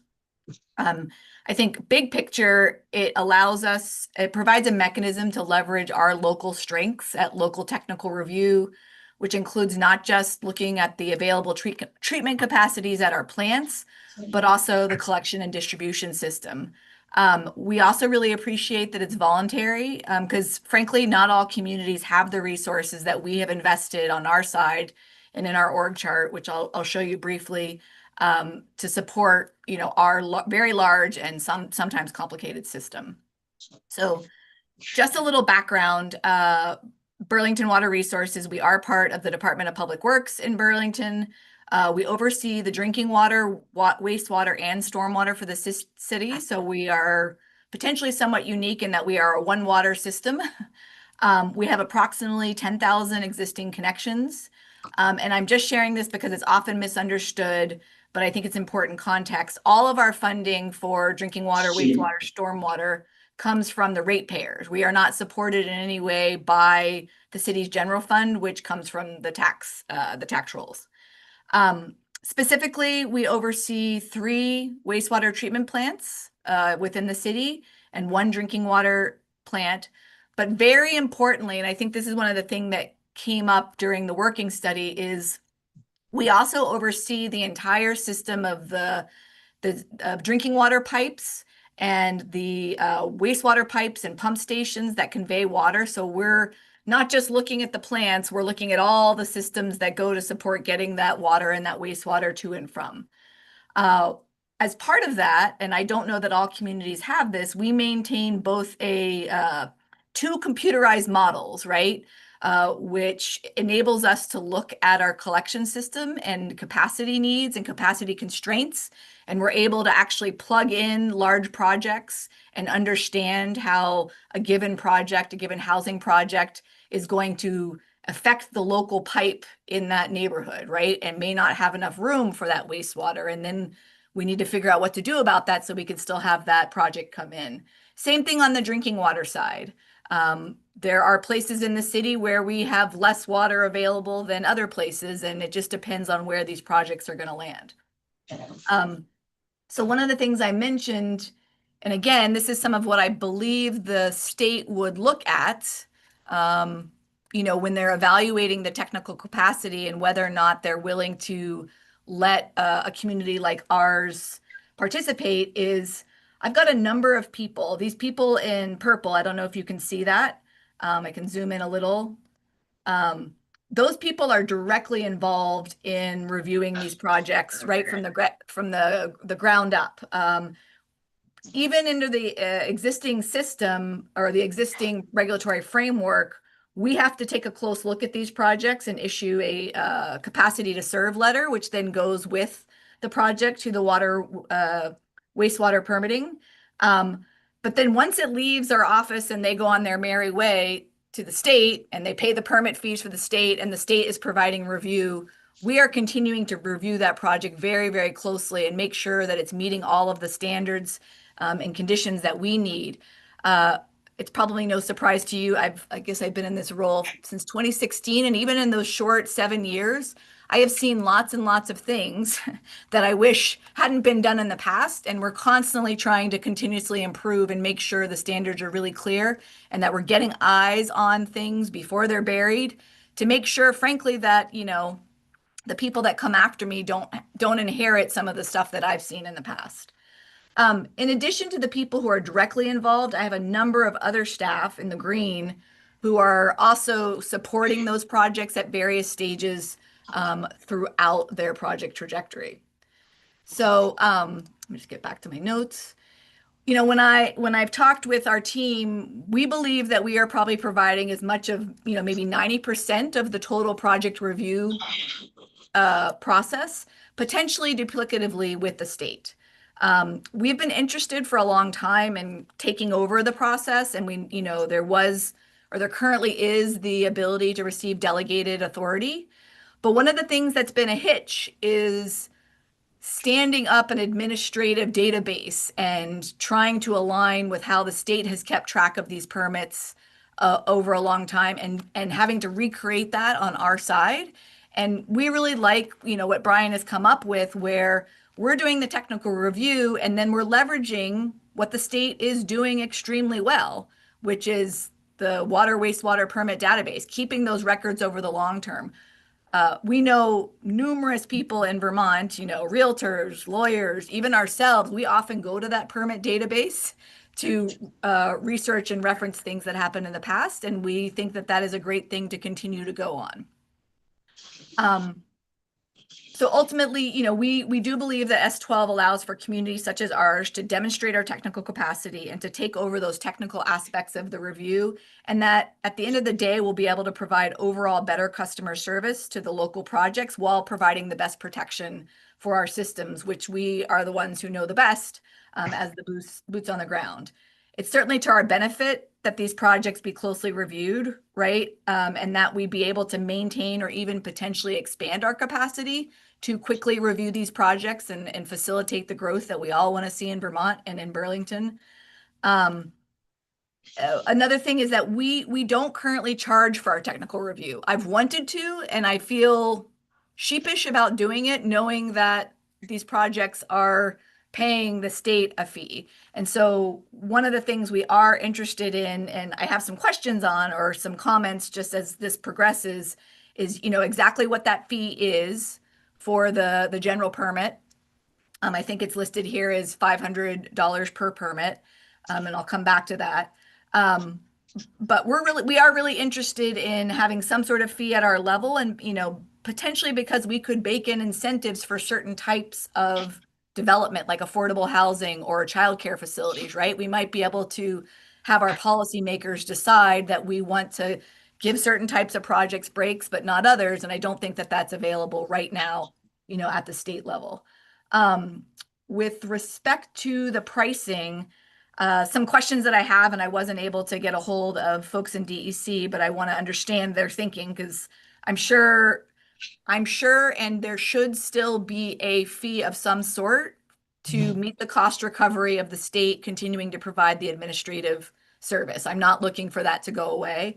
I am a little head scratchy on if we're going to charge $500. My understanding is a lot of the smaller projects, the single family homeowner projects, I think they're only currently being charged like $300.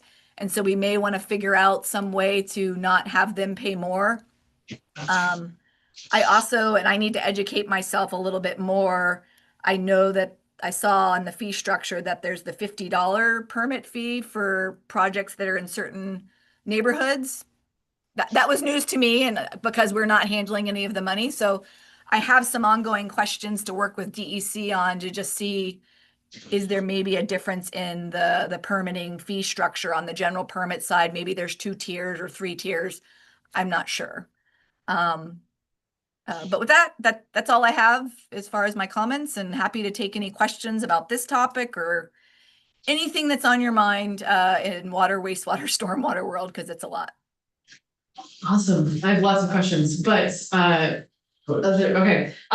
So when I think about the people who may be able to take advantage of this, so you were on the committee, and I mean you're Burlington, right? Like you're at one end of the spectrum in terms of capacity, and we'll hear from other folks in from the state, from smaller municipalities, but you know, I guess I would ask, I don't know if you know this, but how common is it, let's say, to have you know, staff that can do this kind of review, that have this kind of technical process? Do you know if, and one additional question, do you know if your technical review process is very similar to many other communities that say have their own water and wastewater systems? It's a good question. I don't know. I probably don't know enough. And one of the things after this, I was going to sort of poll at least the Green Mountain Water Environment Association folks to understand.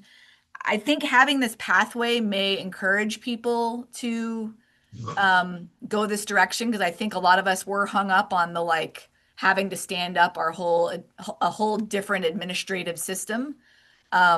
Because that's the way the delegation, my understanding of the delegation regulations in the past were like, if you're taking it over, you gotta take over the whole thing.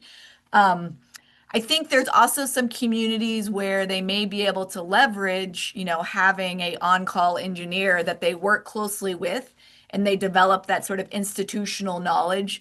I can't say enough about the fact that, like, I mean, it's like any of you, this is an old house. You know the quirks of that faucet and that tub and that toilet, and that's what we know. And when a project comes forth, we're integrating all of that as we look at that individual project. We know that it's okay, yeah, this project's coming in, but there's 2 or 3 other ones that are in development, and we need to be looking at them as a larger piece and not just this once off. And it would be impossible, right, for the state to be able to know all of that. And I think it's easier maybe with the smaller communities.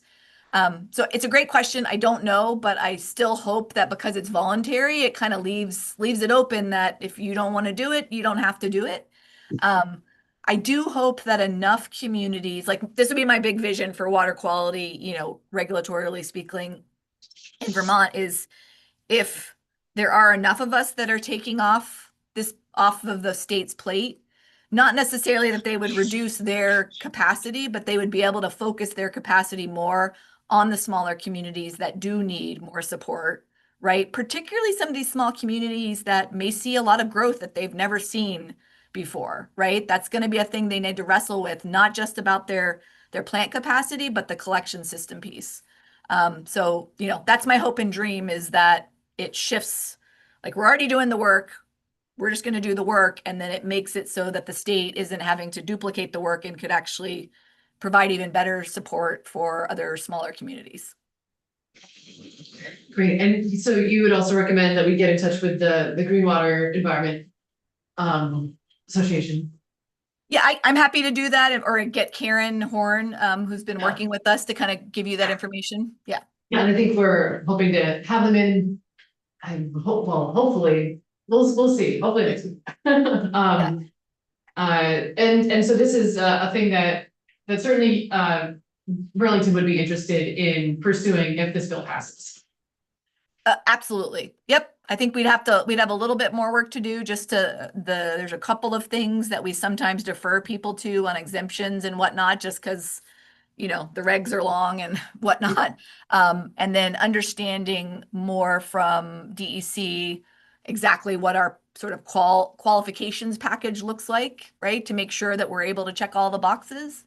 But 100%, we would love to be able to take this on.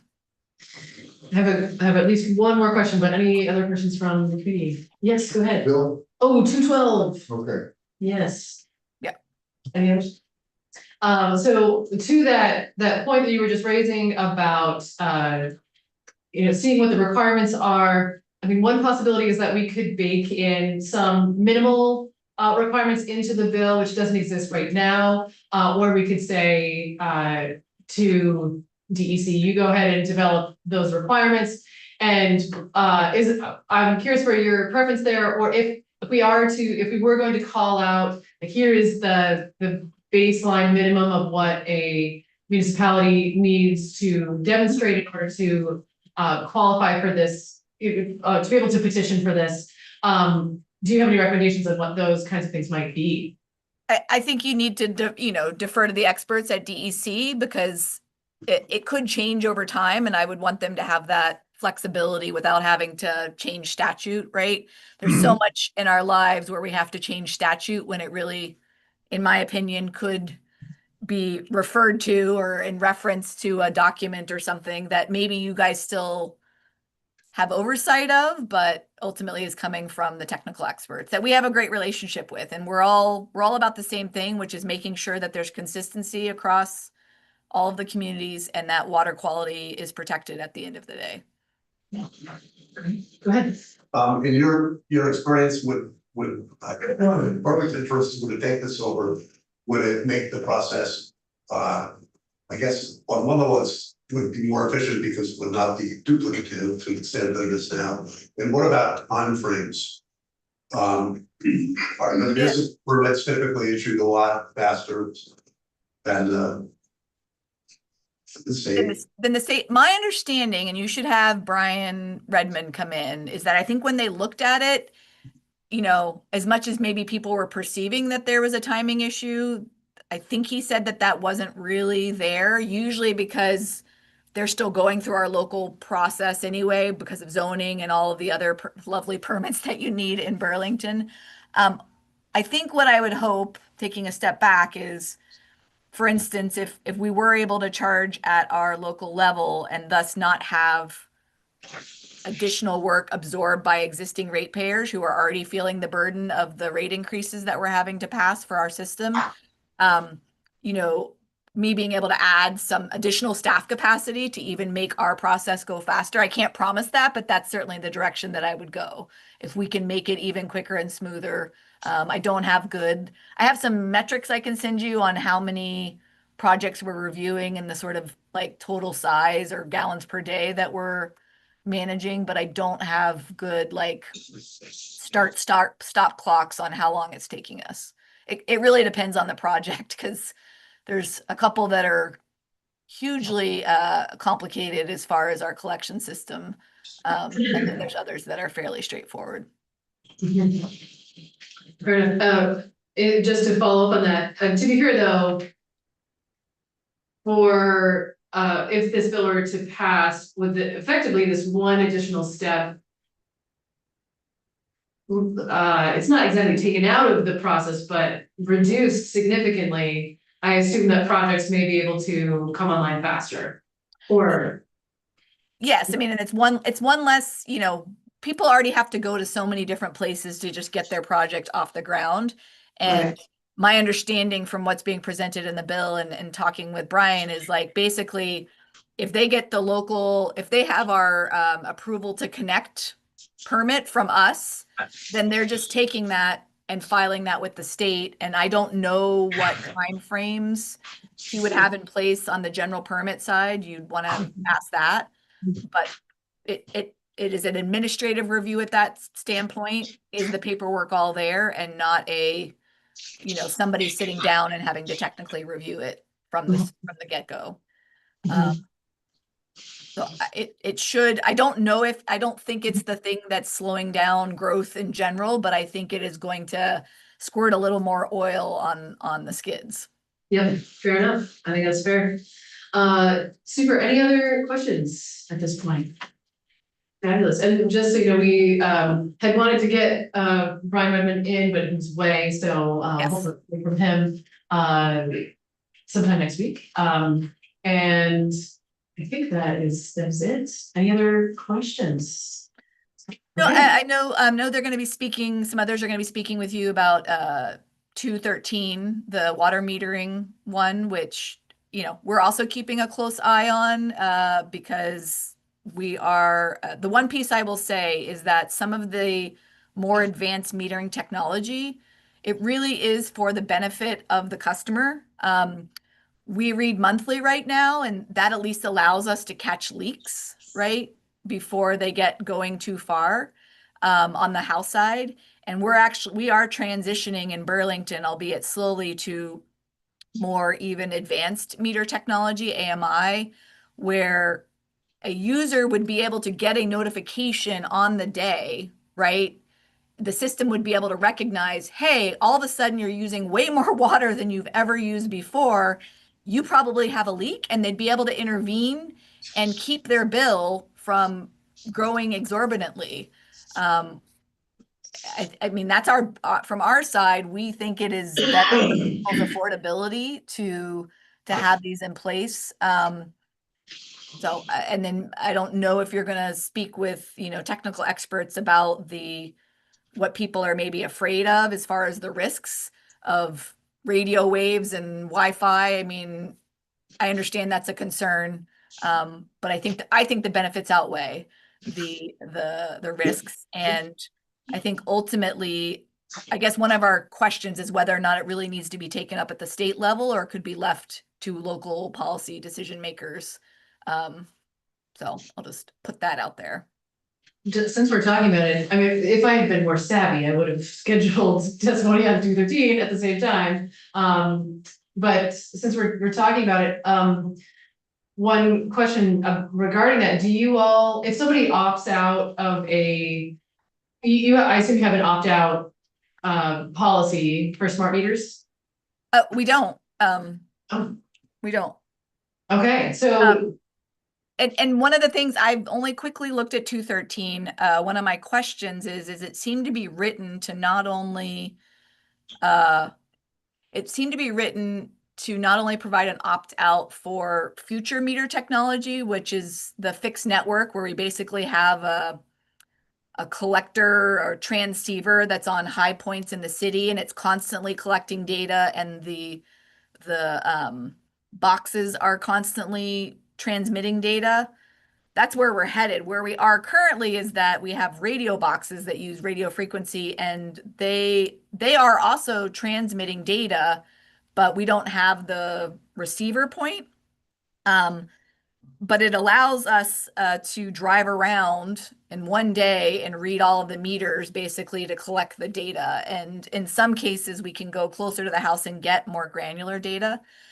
But it seemed to me that 213 was allowing people to opt out of even existing technologies, which would mean we'd have to do manual reads on houses. And I know there was a provision in there that we would be able to charge, you know, for that. But I think it just gets tricky because I don't know if even with the charge, do we have enough staff to read? Obviously, it depends how many people opt out, to schedule appointments to meet somebody at their house to go and get visual eyes on the meter. Like, for those customers, we might end up transitioning them back to like quarterly billing, which means we're not going to catch those leaks. I'm really mostly worried about the customers, and while they may be frightened of the technology, they're going to miss out on our ability to tell them what their water bill is and that they may have a problem. They could have a leaky toilet, and you can end up racking up much more significant water bills as a result of that.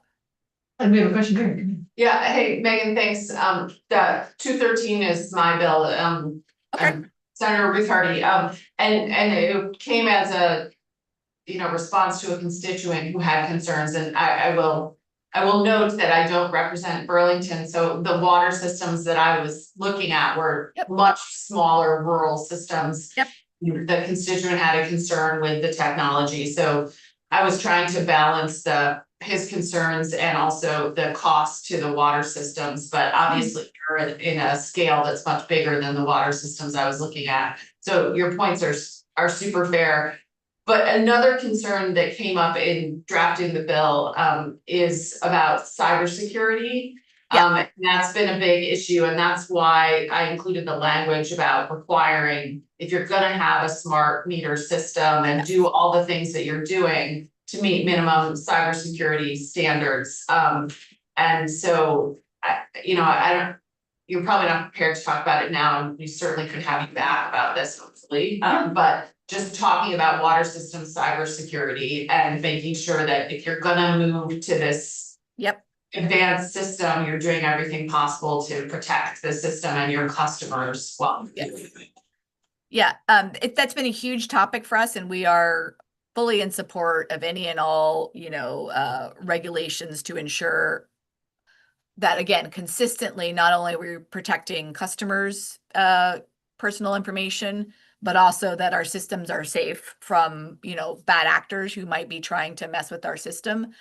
We've been having lots of tabletop exercises here with the drinking water plants themselves, making sure that we are as protected as possible. So I fully support that piece, and I also understand if in the case of your or your community, if this is what's enabling them to move forward with getting more advanced metering systems by having this opt-out.